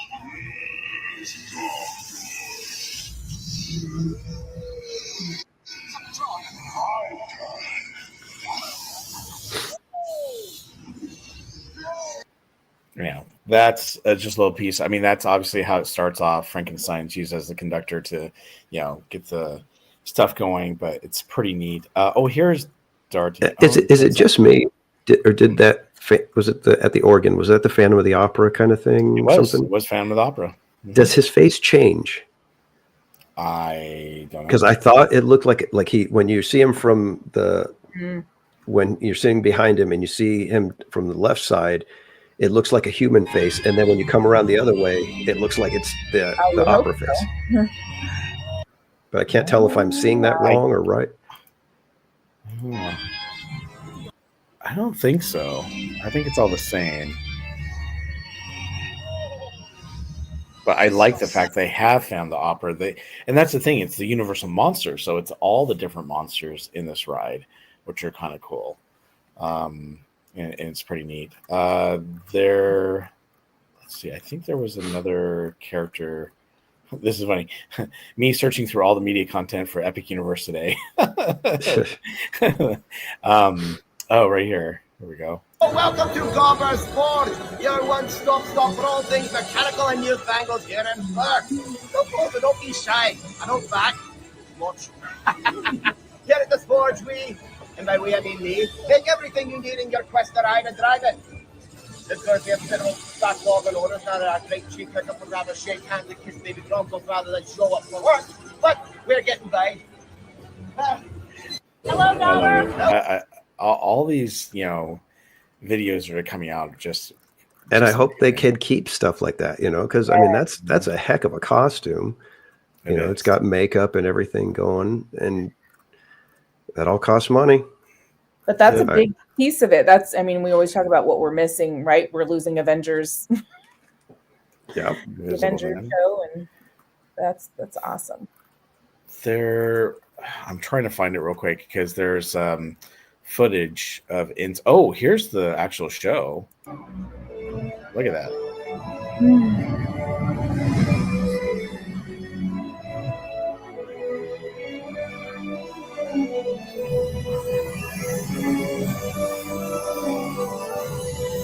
That's like the Aladdin and Jasmine flying carpet, but to the next level.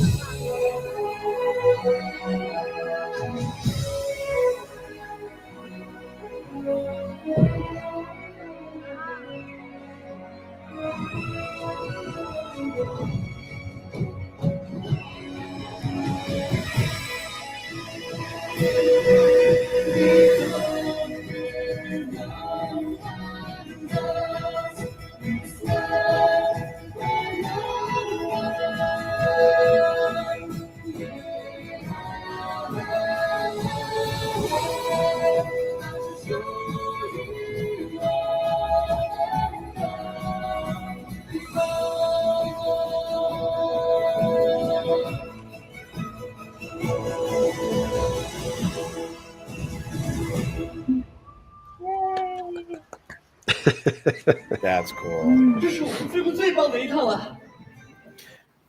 That's one obviously from Universal Studios in Asia there. Let's see. Invisible Man. I think that's kind of cool. Where it is? Oh, here's this. What is it? Stardust Racers? Is that what they're calling it? Yeah. Yeah. You can see the dueling coasters here. And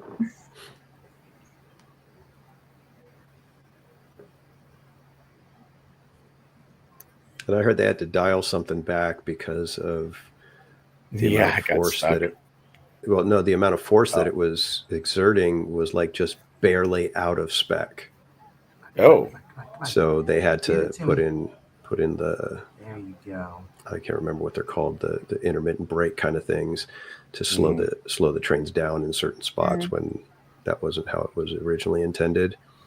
Gotcha. But there was just, I want to say it was like just a little bit of force that was outside of what is considered acceptable in the industry.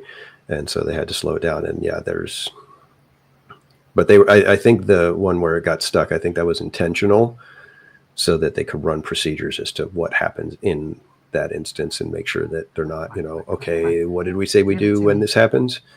It was, a purposeful training exercise. Yeah, that is pretty cool. Sorry, I know there's some footage of. Oh, here it is. I think this is it. Practicing the nightlights have been practicing their bouncing skills. I know. We have all of these new Vikings here. Would you like to demonstrate your bouncing? Here we go. Yay! All right, wave goodbye to everyone. Bye! Siblings, here we go. Bye, everybody. I love him. Oh my God! I mean, that's just. I'm impressed how they got it to not look like a robot anymore. Because those things normally, the way they move, it's like you're just like robot, But the way the little head bounces along, it just totally disguises all the movements. You know what? I was looking for one other thing, and I think I found it too. So inside the battle for the Ministry of Magic, I mean, the whole inside is just amazing, and it's huge. I mean, you wouldn't believe it. Even the Flu Network, I think they did it because I was like, well, how are they going to do the Flu Network? That doesn't make any sense. And they were able to do that. So let me bring that up real quick and show you at least the Ministry here.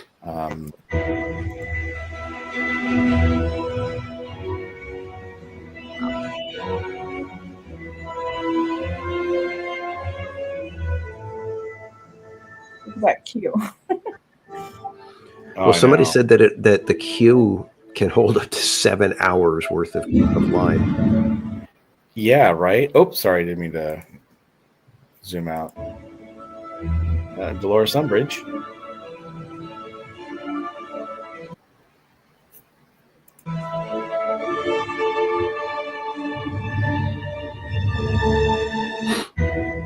But to me, that is just amazing, spectacular. See if I can find the other. And for those of you guys in the chat, it is one of basically the Boston Dynamics dog robots. And that's why I was saying they tried to disguise the movements by having the head bobble around a little bit, so it kind of distracts your eyes as to what's happening. It gives you a sense of more fluid and random motion. And I think they did a fantastic job. I'll tell you what, I'd rather have that than the Hulk suit that they had at Avengers Campus. That Hulk suit, I was like, that is not ready for prime time kind of thing. I'm not sure why they even bothered bringing that out. Yeah, no kidding. I was hoping I could find the other one too inside the Ministry, but the Ministry magic just looks amazing to me. So I don't see it here. So we'll just go ahead and stop. But yeah. Oh, did I find it? Hold on. I know. It's like, was that it just below? Maybe it's another one, but I was hoping it would show the Flu Network, and I don't see the. Hold on.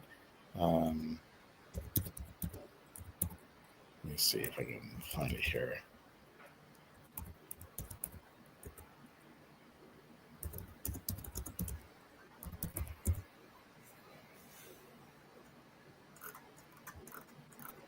Oh, here it is.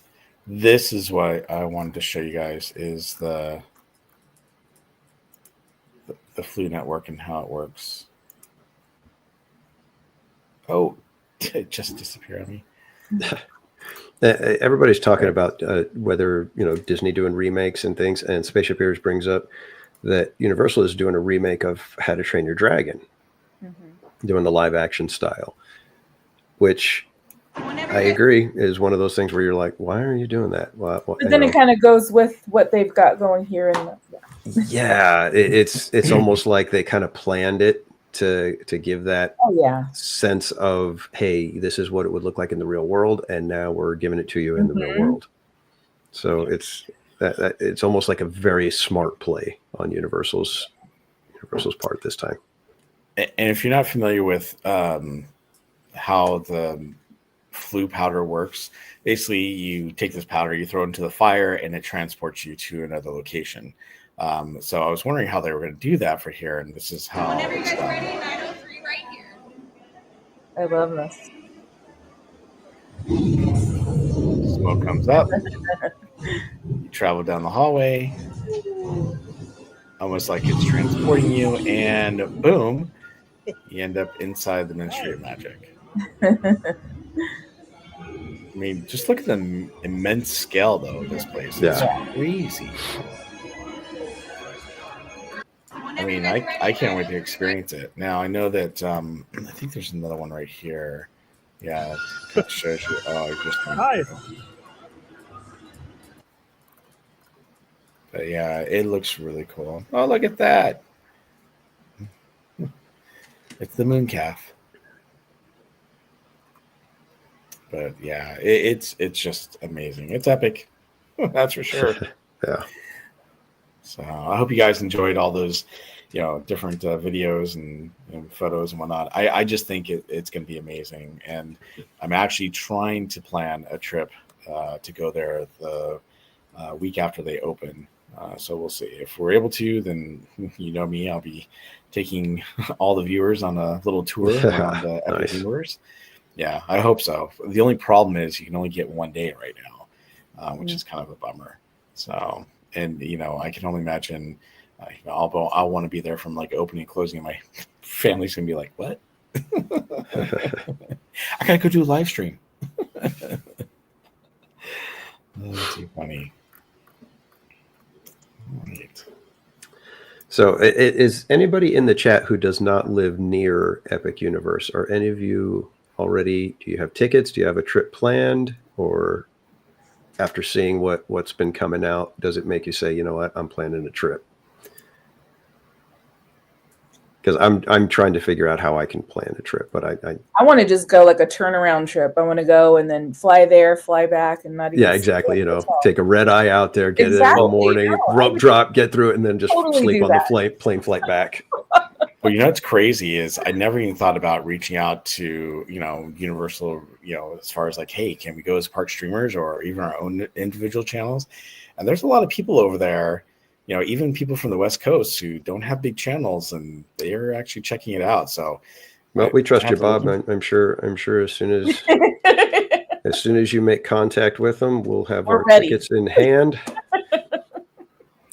Okay, as long as you're paying for my ticket, I'm good. We'll figure that out later. Yeah. I'll trade you a glitter hat for a ticket to Florida.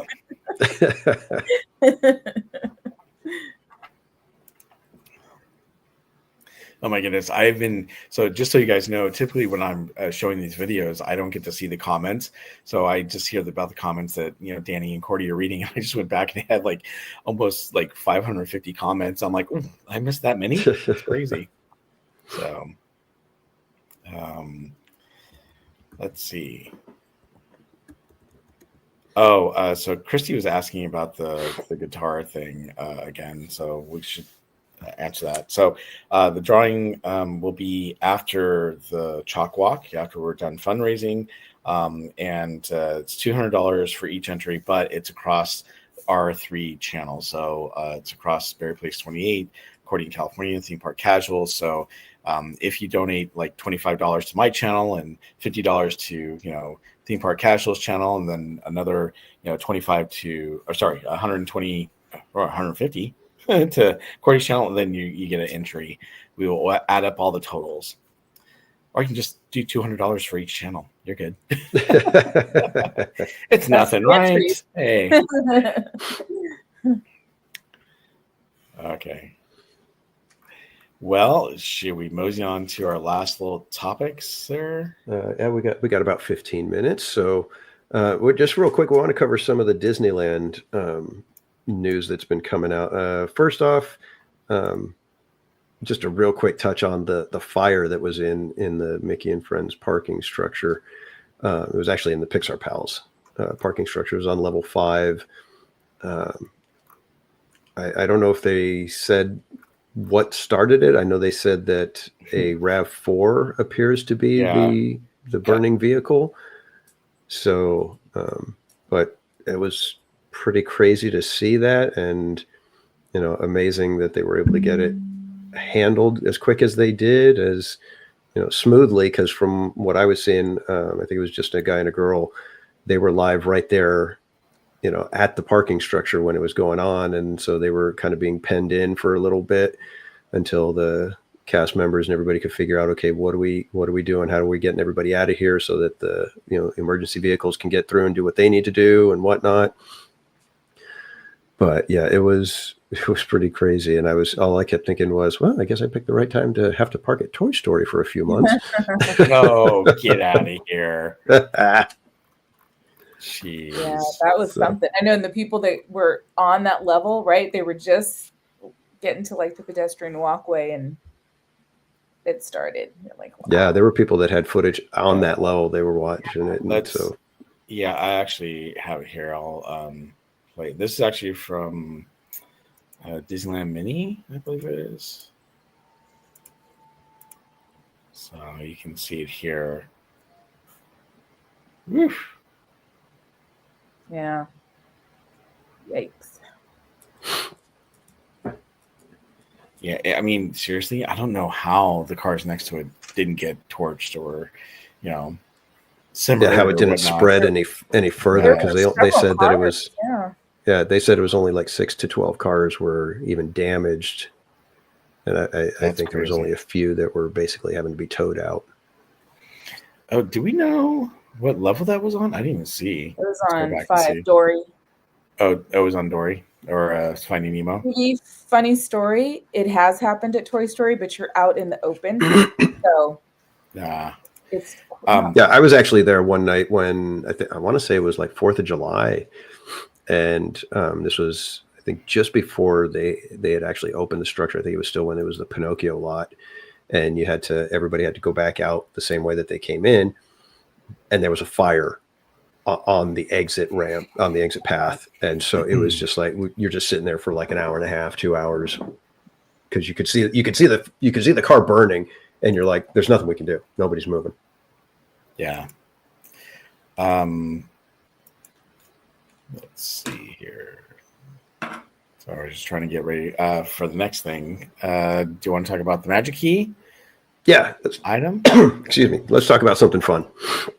All right. So this is the brand new magic key merchandise that's coming out. This is an interactive type wand, I guess you'd say. But it says, those looking for all new interactive experience created just for the 70th celebration, guests can unlock the magic within each of the Disneyland Park's 9 lands with the key to Disneyland. With the key to Disneyland, guests can embark on an adventure and activate special features while visiting the 70th anniversary lock stations in each land of Disneyland Park. Once all 9 lands are unlocked, the key will reveal one of 9 hidden commemorative keepsake pins inside. Talk about magic. Best part, the key saves your progress, allowing you to unlock lands at your leisure over the course of the 70th anniversary celebration, all in one day or spread throughout your visit. And then it talks about collectors. Now, I don't know about you guys, but when I heard about this new interactive thing, I was like, oh, sweet. I can't wait. I'm going to go check it out. And I saw this picture and I went, what? Yeah. That was my reaction too. I was like, oh, good. They didn't make it all loud and gaudy looking. No, not at all. And look, for kids, that's awesome. But here's the thing. For the 60th anniversary, what did they come out with that was interactive? Do you guys remember? No. Hold on. I got it right here. Is it the light up ears? What was that earlier? Are they glitter ears, Bob? It's glitter something, we know. I was there. Stop with the glitter stuff, okay? Listen. You're the one who always brings it up. You know what? Here, let me stop sharing the screen. It does have some glitter on it. And actually, I'm going to... Oh, jeez. Okay, no. Nice. Okay, let me get rid of my background so that you guys can see it. Okay, so it's actually an interactive wand. We're still here, Bob. I know you're still here. Can you hear me? So it's a Disneyland 60th anniversary. It was a little wand. And it lit up. It does have glitter right here. Okay, chill out. But the thing is, I mean, that was cool. To me, this looks cool. It's small, it's compact, and what if you didn't know what it does is that you would point it and it would light up, and you could change the color on some of the floats for Paint the Night, or you could change it on the color of different things within the park. It was a great idea, and it was really cool, right? I like it. 60th anniversary. And that's something that if you put it on your shelf, it's not like, oh, dear Lord, what the heck is that? Right? But some of us are very, very particular with what we'll put on our shelves. Yeah, exactly. But then you go back and you see this thing that we were just looking at, and you're like, what the heck is that? I mean, that looks like what you'd see at the, I don't know. It looks very kiddish. It doesn't look like it's meant for adults. And then I was talking to Go and Shogi about this, and he actually said, I was expecting something for adults or a little more adultish. And what if they made 2 versions of that? That'd be great if they had like a kid version and adult version. But right now it looks like it's only a kid version, unfortunately. Yeah. So, I mean, they would have been smart to do, a kid's version and an adult's version, and then have, 18 pins that, people will have to. That's exactly what it looks like. It does look like a Bop It. Oh my! They should have just made it a Bop It. Yeah, I mean, it looks just like. That's exactly what it looks like. It does. So we're gonna have an article up on the Park Streamers page eventually, so you can see that. I got a little article on it that you'll be able to read. But some of the other things they announced too were some jewelry and accessories from Pandora. They have obviously had. Little keepsakes. What are you laughing about now? Looks like a trash grabber. Trash grabber. Little handle. Yeah. So they definitely have some new items and collection stuff that you can get. They have new Magic Band that you can buy. You're like, not impressed? It looks like my Magic Key band with a 70. It looks like what? It looks like my Magic Key band with a 70 on it. I know. Same color. Yeah, pretty much. However, I will tell you, and this is not 70th. Well, but if you make a guitar that color blue, awesome. Oh yeah, right. Although ours is a much richer blue. Hold on one sec. So I left my door open a crack, so if we went past 10, the cat could get in, Butters could get in. But see, it's open, well, so she come in. If you guys haven't seen it, they do have this cats, and I thought this is kind of cool. So they have 3 pins that you can buy right now, and I'm gonna zoom into myself again so we can see. That's not what I wanted to do. There we go. So this is the Magic Key pin that you can purchase. I actually like this one. I think it looks really good. The lighting on here is not doing the color justice, but it does look really, really cool. Now they have another one that's a bigger pin for the same price. It's $19.99, but it doesn't look that great. And then they have an even bigger version that's $50, which is kind of crazy. So you can get those for the 70th. Now this is not 70th, but I've been wanting to find this, and this is my new Magic Band, and it's got Kermit. Oh, how cute! I like that one. Yeah, it is. It's really, really cool. Kermit. So you can pick this up right now. So, yep. Oh, I just dropped my pin. Who wants a pin now? I'm just kidding. I really like the Kermit one, or Magic Band. Yeah, it's cool. It is very, very cool. All right. I was going to show you guys or tell you about the experience I had this past weekend over at Knott's Berry Farm, but we really don't have time for that. So should we just ask if anyone has questions and that we can answer? Sure. Yeah. Well, and then we've got, Boysenberry Festival's going on. That ends the 20. I want to say it ends the 21st, but then it's weekends through May 18th. Hold on. Ooh. Okay. Yeah. So it's daily until the 21st, and then or the 20th maybe. Or does it go the week after Easter? It actually goes. It's March 28th through May 18th. However, let's see here. Does it say the weekends? Looking. That's what they did last year. They ended up doing weekends after Easter. Yeah, but this doesn't look like it's weekends. And then it just says March 28th through May 18th, and it doesn't say anything about weekends. But I would think they would just do weekends. Does it say select days?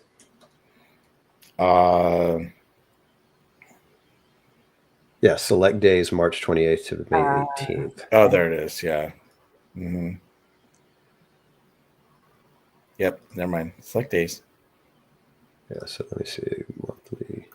So it looks like Boysenberry Festival goes through the 27th daily, and then from there it's Friday, Saturday, and Sundays through the 18th. And then we still have food and wine going on at DCA, and that ends April 21st. So if you have any entitlements left to use, still have entitlements. Tabs. Yeah, definitely. Make sure you're using up those entitlements or tabs, because you want to do it before it ends on the 21st. 21st. That's really weird. It ends on the 21st. That's a Monday. Yeah. Yeah. Well, they have, and I think Fat Cat Swingers are there that last weekend, if I'm not mistaken. They have 2 shows only for the whole festival. Mm-hmm. That's the big, right? Everybody's waiting for them to show up. Interesting. And then pretty soon, just in a couple of weeks or so, is FanFest, Universal FanFest. Yep. And don't forget, starting this week, starting tomorrow, in fact, we've got Star Wars Nights at Disneyland. Yes. So that's going to be starting up. And then also just want to let everyone know. So the Knott's thing I was going to talk about was they actually had the signing for the Knott's Berry Tales book. And it was with Chris Merritt. It was with, Chris Merritt's son, Devin, was there. He actually did some coloring in the book. Also Albert Rodriguez and then Eric Linksweiler. Well, they were supposed to have Chris Crump there, and Chris Crump couldn't make it. So they announced yesterday that they're going to come back on May the 4th, and you can actually see Eric Linksweiler, Chris Merritt, Chris Crump, Devin should be there as well, Albert Rodriguez, and Eddie Soto. So that's going to be pretty cool too. That is huge because Eddie Soto is responsible for rides like the Wacky Soapbox Racers, etc. He's very influential, and hopefully we will meet up with him. And hey, maybe we can get him on the show. That'd be amazing. That'd be awesome. Yeah, no kidding, right? But so it's going to be pretty big. That's May 4th. Now that kind of threw a wrench in my plans because I had originally planned on going to Disneyland all day long and doing it was going to be crazy from rope drop to 1 a.m. for a Star Wars night. However, I need to go to Knott's Berry Farm now. So I'll be going to Knott's. I don't know that I'll be doing a live stream there. I might, we'll see. I got a lot of stuff to carry because I got several books that I got to take to the signing, but I'll be going to Star Wars night after that and hanging out for the day. So guys, mark it on your calendars, May 4th. It's been announced, but it hasn't been officially put on any Instagram pages or anything like that. But if you want to see Chris Merritt, if you live next to Knott's Berry Farm, Eric Linksweiler, Eddie Soto, Chris Crump, I mean, it's going to be a great turnout. So, and if you already bought the book, you can take it there. You can buy more. I would guarantee. So here's the other thing: if you guys want to buy another book, I would buy it at Knott's Berry Farm because you get your discount instead of buying it from the website. And you also, for me, I had an extra 15% off because it was a perk that I had for going to the park. So nice. I was able to get the books. Yeah, it was crazy. I felt bad for the guys who, for selling it because, they take a hit on the book, but I was able to get 2 books for $75. So not bad. Yeah, but it also shows that Knott's will have sales of the book, which is encouraging for them because we want lots of sales of the book at the park so that Knott's will continue to, when these guys produce a book like this, that Knott's will carry it and get it out to as many people as possible. Yeah, and apparently they've bought a total of 400 books now. So that's awesome. That's good to hear. We heard there was good 72 or something like that. So they bought quite a few. So if you guys can make it down to the park, and if you want to get your book, signed by the artists and everything and the authors, then definitely go down there. Oh, Spaceship here says Eddie Soto, he's a friend of the family, great guy. So I'll be contacting you, John. In fact, I need to reply to you, Spaceship Ears, from your email. I will send that when we're done here. So we do have a question. Adventures with Roto Commish asks if the Park Streamers Hangout are going to Universal's Fan Fest this year. Well, this year, the first year, right? I'm going. Do you have a date, or did they have a pass for it, like where you could go as many nights as you want? Yeah, I have the pass, and then I reserved the opening night, so I'll be there. No, you'll be there for all the craziness. To go each night? No, it was that's what I had asked Brian Sevilla because I'm like, wait, what am I doing here? But I think it was just initially like when you buy the ticket and you have to you reserve your first date. Oh. And it was so of course. Gotcha. Okay. And that'll be a Friday with the 20th.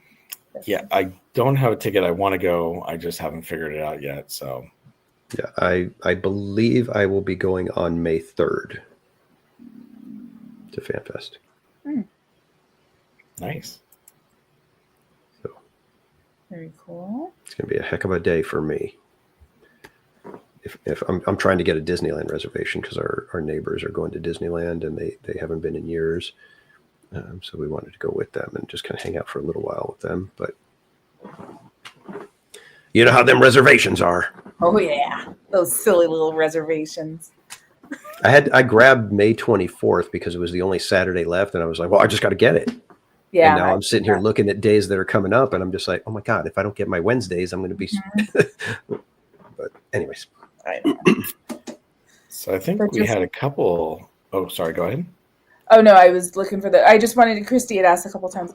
Christy, I'm good. I did something weird to my knee, and it just I haven't been able to really walk much. So I'm just trying to heal it. And then tomorrow I do have Star Wars night. I think, are you Thursday?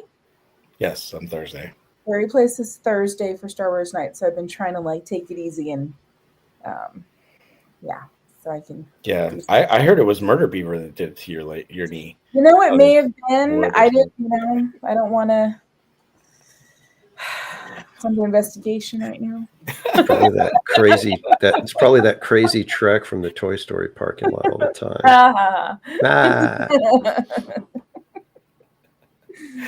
All right. Zomembes has a question. It says, at Park Streamers Hangout, Mr. Membes wants to ask a question. Do you know when Paint the Night starts? I believe it's May 16th, correct? It is May 16th, yes. Mm-hmm. Do any of you have a reservation for that day? No, I was hoping for the 17th, but I don't know if I'm going to be able to get it. I'm going to keep an eye out, but I don't have. I'm trying to keep. It's that dang. Well, I got to have some days ahead of me so that I can stream, but then it's like if I wait too long, it's like you got to watch like a hawk for a Saturday or Sunday or even a Friday. It's like you got to be. It's. Oh, being a magic key holder. The life, yeah. Look, I do have I can't stand it. It's driving me nuts because, like today, I was telling my chat yesterday, I want to go on Wednesday, but the problem is, I realized that I needed to make another reservation for the week after or next week, and if I did make a reservation for next week, I wasn't going to get a reservation at all, and I was like, oh my goodness, And now, granted, I could try, but lately it's been very difficult to get certain nights and days. And it's so frustrating that you have to have only 6 because I have so many key dates set up. I think I have like 3 special key dates I've got saved, like the 16th. And then I've got 3 other days. And the weekends, usually I try to go on Sundays, and lately it's been Thursdays. But with Star Wars nights coming out, I'm not going to be able to go on Tuesdays or Thursdays, most likely. And now I've got another friend. My daughter's ice skating lessons are on Wednesdays. So I'm like, how am I going to balance this? So it's trying to figure out what I'm doing, how I'm doing it. And with only 6 reservations, it makes it very difficult to try to, set up when you're going to do your live streams. Yeah. Yeah, that's why I had to grab the 23rd, which is a Wednesday, but that's the week of right after Easter, because those ones were getting snapped up. So I'm hoping that when I go on Wednesday, I'll be able to get the 16th, which is the following Wednesday. It's like, I don't know about you guys, but it's very frustrating. Hey-ho. Hey-ho. Christy Blaylock, do you think soaring over California will win for sure on the 21st? I have reservations for the 22nd because we're blocking on the 20th. I believe 21st will be the last day. It will be. Yeah. And they almost do that on purpose with the blockout days for certain magic keys, just to make you go, oh, I should have got the higher key and not had that blockout day. And now they're on pause. Yeah, they are very mean when it comes to they arrange their calendars. Mm-hmm.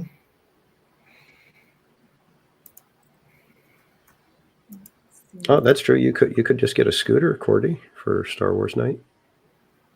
I could. Oh. I hope Bob gets a place. That's funny. Zomembes has another question. How long will it last? We are hoping that for December it will still be running. I believe December will have the Christmas Fantasy Parade instead of Paint the Night. Yep. Yeah, exactly. And Jetta's saying they need to scrap. Oh, that's all right. Sorry. They need to scrap reservations. People should be able to go when they want. I wish, but we all wish that. Mm-hmm. Yeah, although sometimes I think about that and I'm like, is that really what we want? Because then it just, can you imagine how many people would be there? If we think it's crowded, if we think the lines to get into the structure are bad, and all this ad, hey, Magic Keys, any and all of you can come in here. I don't know, because I feel like because of the reservations, like everybody, like we are like, oh my God. I mean, we're doing it to stream most of the time, right? We want the days, but it's like this, like, I got one, like almost, right. But the real bummer, precious. I think the biggest like negative is that we can't cancel same day, even if you made it at 11 a.m., whatever, like right. That is, you should be able to cancel same day, and you should be able to see. My whole thing is when I buy a pass, I want to be able to go when I want to go. I've got passes to SeaWorld. I got passes to Knott's Berry Farm. I can go anytime I want. I don't have to make a reservation. I just go and I have fun. And I like being able to go spur of the moment. And that's the way I used to be with Disneyland too. Even before I was a streamer, I was like, you know what? I'm going to go after work. I got 4 hours I can kill and go and have some fun. And that'd be great. Nope. Can't do that anymore. You just can't go, spur of the moment like you used to. And that's what frustrates me the most. We're spending so much money. I think we all had, we had our APs before all this, and it was fine. It was very rare. There were a couple times like, it was a little crazy, but you're like, it flowed. People left, people came in. You can always count on Fridays and Saturdays being busier than the other days. But Sundays, those are usually some really good days to go to the park. And that's what I would do. I would go on Sundays with my family because they weren't as busy most of the time. Sometimes they were, depending on the week and if there was a holiday or something like that. But I think also that what's affecting it too is some of the things they're doing now they didn't always do. And that is now they charge more for, the weekends and whatnot. And so it's more expensive to go. And so it just, that's why during the week is even crazier. It's cheaper. I do want to throw this up because Mattercam Matt was out last week and it says it was so fantastic meeting all three of you on my visit. And Matt, it was great. I had an awesome time. I got to go on Star Tours with them and do the iconic photo with our glasses on and whatnot. And it was just really cool. And the fact that he took the time to come out and find me, and I don't know if he did the same for you guys, but it was amazing. So Matt, thank you so much. It was awesome. Yeah, I'm sorry I wasn't able to make it last Wednesday. I was supposed to hang out with him, for as long as he would like on Wednesday, but work got completely in the way, and I actually had to take a no-show that day. Yep. Yeah, and I got to see Matt. We were the opening night of the projections. Oh yeah, nice. Oh, we didn't even talk about that, but quickly, your thoughts on the projections? I loved it. I mean, it was just. I only got to see it once. I haven't been back since, but yeah, it was. It's in person because I've watched it. Watched my stream and I'm like, it looks cool, but being there is a whole different thing. And then having fireworks, as well was very cool. Yeah, I'm not big on projections, for any show. What I did like was some of the effects that they did with it, where it looks like the face of the rocks crumble and they're hollow inside. Those kind of things are cool. As far as the story, I was like, it's just saying, the Skywalker story. And then it to me, it made the Skywalkers into something that they were never supposed to be. Like they were like bigger than the Force itself. And, they were like everything that the universe hinges on now. And it's like, no, that's not what it was. Yeah. So I kind of found it. What's that? I didn't even listen to any of that. She's like, oh, it looks amazing. Wow. Like the ending when they're doing like, the Skywalker. I'm just like, okay, that's dumb. No, I know. Well, the holograph, I love how they did the hologram of him. That's really cool. Yeah, that was guy's cool. name again? See, that's the thing. I think that was Tupac. Tupac. Wasn't that Tupac in the little the hologram? The hologram? Oh. Wait, what am I thinking of? Sorry, something else. That's hilarious. But the character is so unmemorable, and I don't even really care for his voice. The character is so unmemorable. Yeah, I know. I'm talking about him. But the hologram is cool. Yeah, but what's his name? My thing. I don't know. I know the robot is Bard, only because Bard is a storyteller, so it makes sense. I was like, okay, I get that. Well, Bart is just playing his voice. So. I know. That's what I mean. I don't know who the guy's voice is. What's my name? What's my name? Exactly. Oh, that's wrong.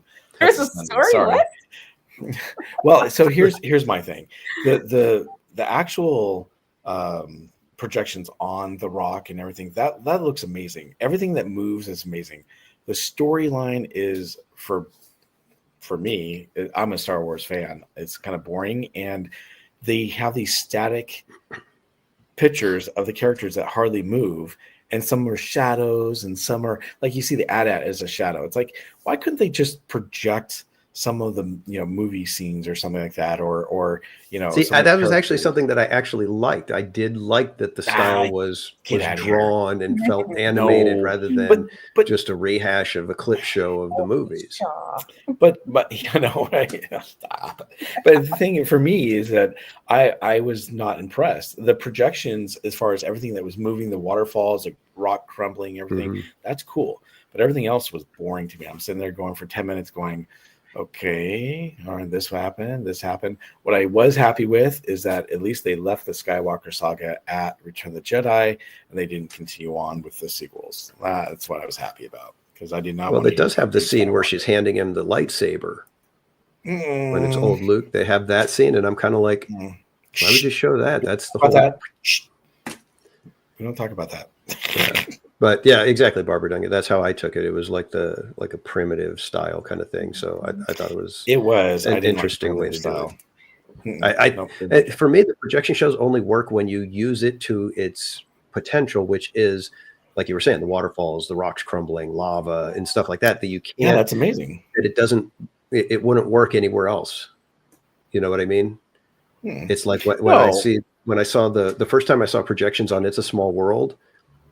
I was like, kind of like, what's going on? And then all of a sudden, all the shapes started moving, and it looked like they were all coming in and out and doing stuff like that. And I was just like, whoa. But that's why you use projections. But you need to understand what your canvas is. And the canvas has to become part of the show. Otherwise, you're just watching a movie on a different canvas, on a different screen, if you will. If you don't use what's there, like the way they use the mountains or the spires, if they don't use them properly, it's just you're just watching a movie, and that's not impressive. When they start, rocks crumbling and waterfalls coming out of stuff, that's where you're like, wow, that looks. Well, really cool. That's what I like. I just don't like the primitive story. I thought that was kind of boring. Okay, so real quick, because Brian, Savia, and I were talking about this. What? Oh yeah, did you guys hear that? Yeah, just screaming at me. I think everybody else went upstairs already, so I'm like, 10:14. Yeah. So real quick, Brian, cat is hungry out here. So Brian and Sophia and I were talking about this last night, and my source actually told me this, that they're planning on doing more projections, obviously, for like Halloween and Christmas and things like that. That'll be cool for Galaxy's Edge. I did want to tease something, and maybe we can talk about this tomorrow after our special show. But I'm hearing information from my sources that they're having problems with the Disney animatronic. So we should talk about that, because it might, who knows, might be delayed again past July 17th. That's not good. So, but more to come on that one, guys, because we don't have time to talk and about just for the record, I appreciate that they're doing the projection show, because Galaxy's Edge needed something, and it's a great way to keep people in Galaxy's Edge for an hour and a half with that and fireworks. Again, I love the way they do the animations for the projection, just not the story part, the primitive stuff. That's just not what I'm into. But that's just my opinion. Happy Beaver Day to Murder Beaver, and all celebrate. I didn't even know it was Beaver Day today, but all right, go have some wood chips. Celebrate.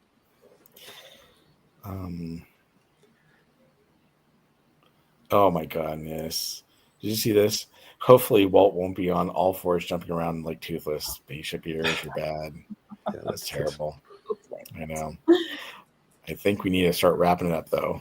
Yeah. And yeah, Mermaid, that cat, you guys are hearing her through the door and away from the microphone. So that's pretty loud. Yeah. I think you're right. I saw something about that. Caramel Apple Day. Caramel Apple Day. I'm all for that too. That's awesome.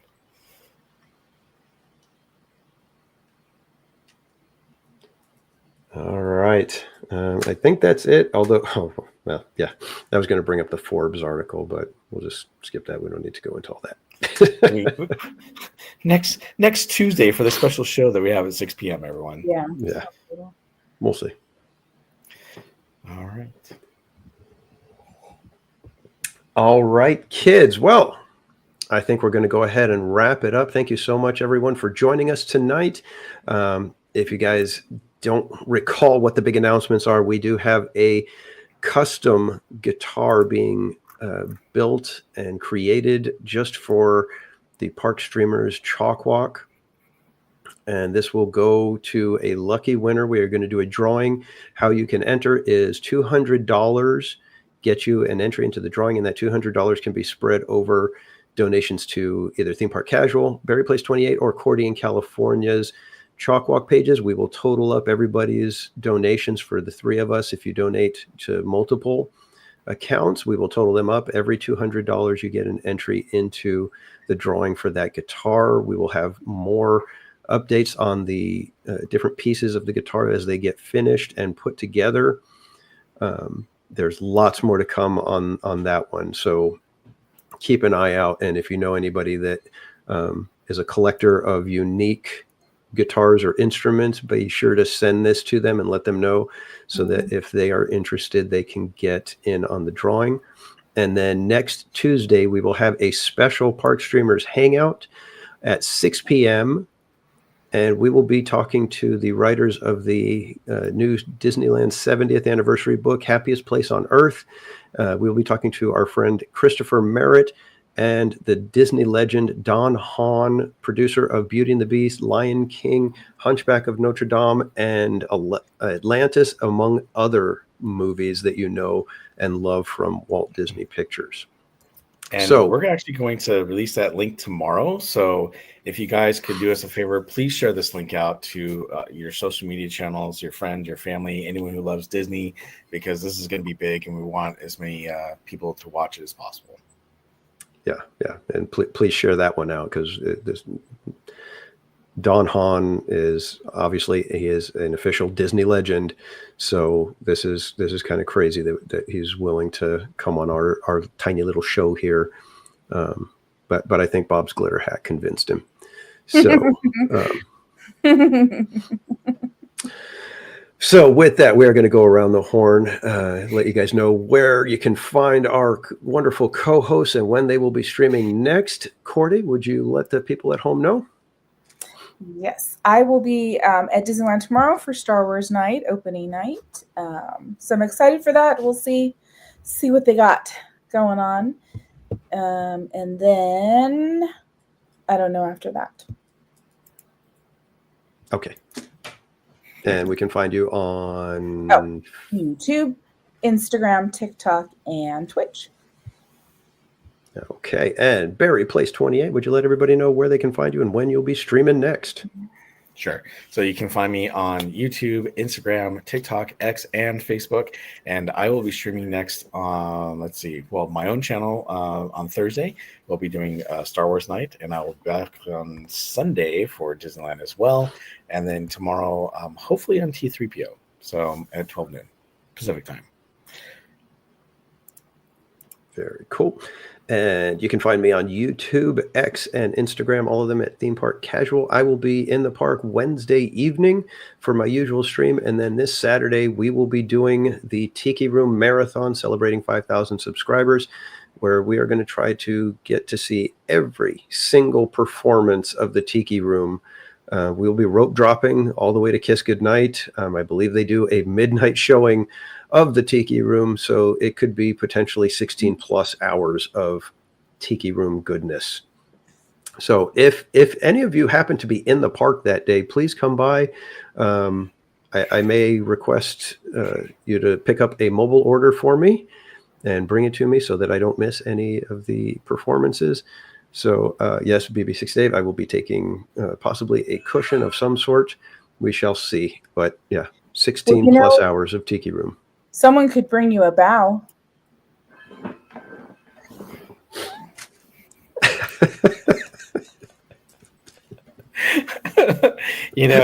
That's a long time. Are you gonna ask them to let you sit in there all day long? I'm going to just get out with every performance, walk around, and get right back in. Oh, okay. If they start to notice the crazy guy that's sitting here every single performance for some reason, and they say, "Hey, you know what? You could just keep sitting there if you want." Maybe I'll do that. But as far as I'm concerned, right now, I will be walking out the exit and coming right back in through the entrance as quick as I can. I'm going to try to figure out, I may try to do a test of it on Wednesday to see if I watch one performance, can I get around to the little streamers room? If there's nobody in there, can I get over there, take care of business, and make it into the next performance? Because that's going to be a potential snag. Well, if you can't, then that's a great time to say, okay, restroom break, bio break, and a quick snack. You can take some cherry tomatoes with you. I hear that's a really good snack. And then, go back inside. Well, hopefully you won't bow out. That's right. Oh my gosh. I cannot believe that came out of our live stream. You really can't believe it. I'm surprised it took us this long. Too funny. All right, kids. So with that, we will say goodnight. Thanks again for joining us. Be sure to go check out our Chalk Walk pages. If you can make a donation, any donation helps. And we will see you guys individually at the parks, but then next Tuesday for a very special Park Streamers Hangout with Christopher Merritt and Don Hahn. So until then, kids, have a great night. We will see you all next time. Thank you, everyone. Thank you, mods. We hope you enjoyed our amazing show tonight. Thank you for joining us, and we'll see you on the next Park Streamers Hangout. Have a good night, everyone.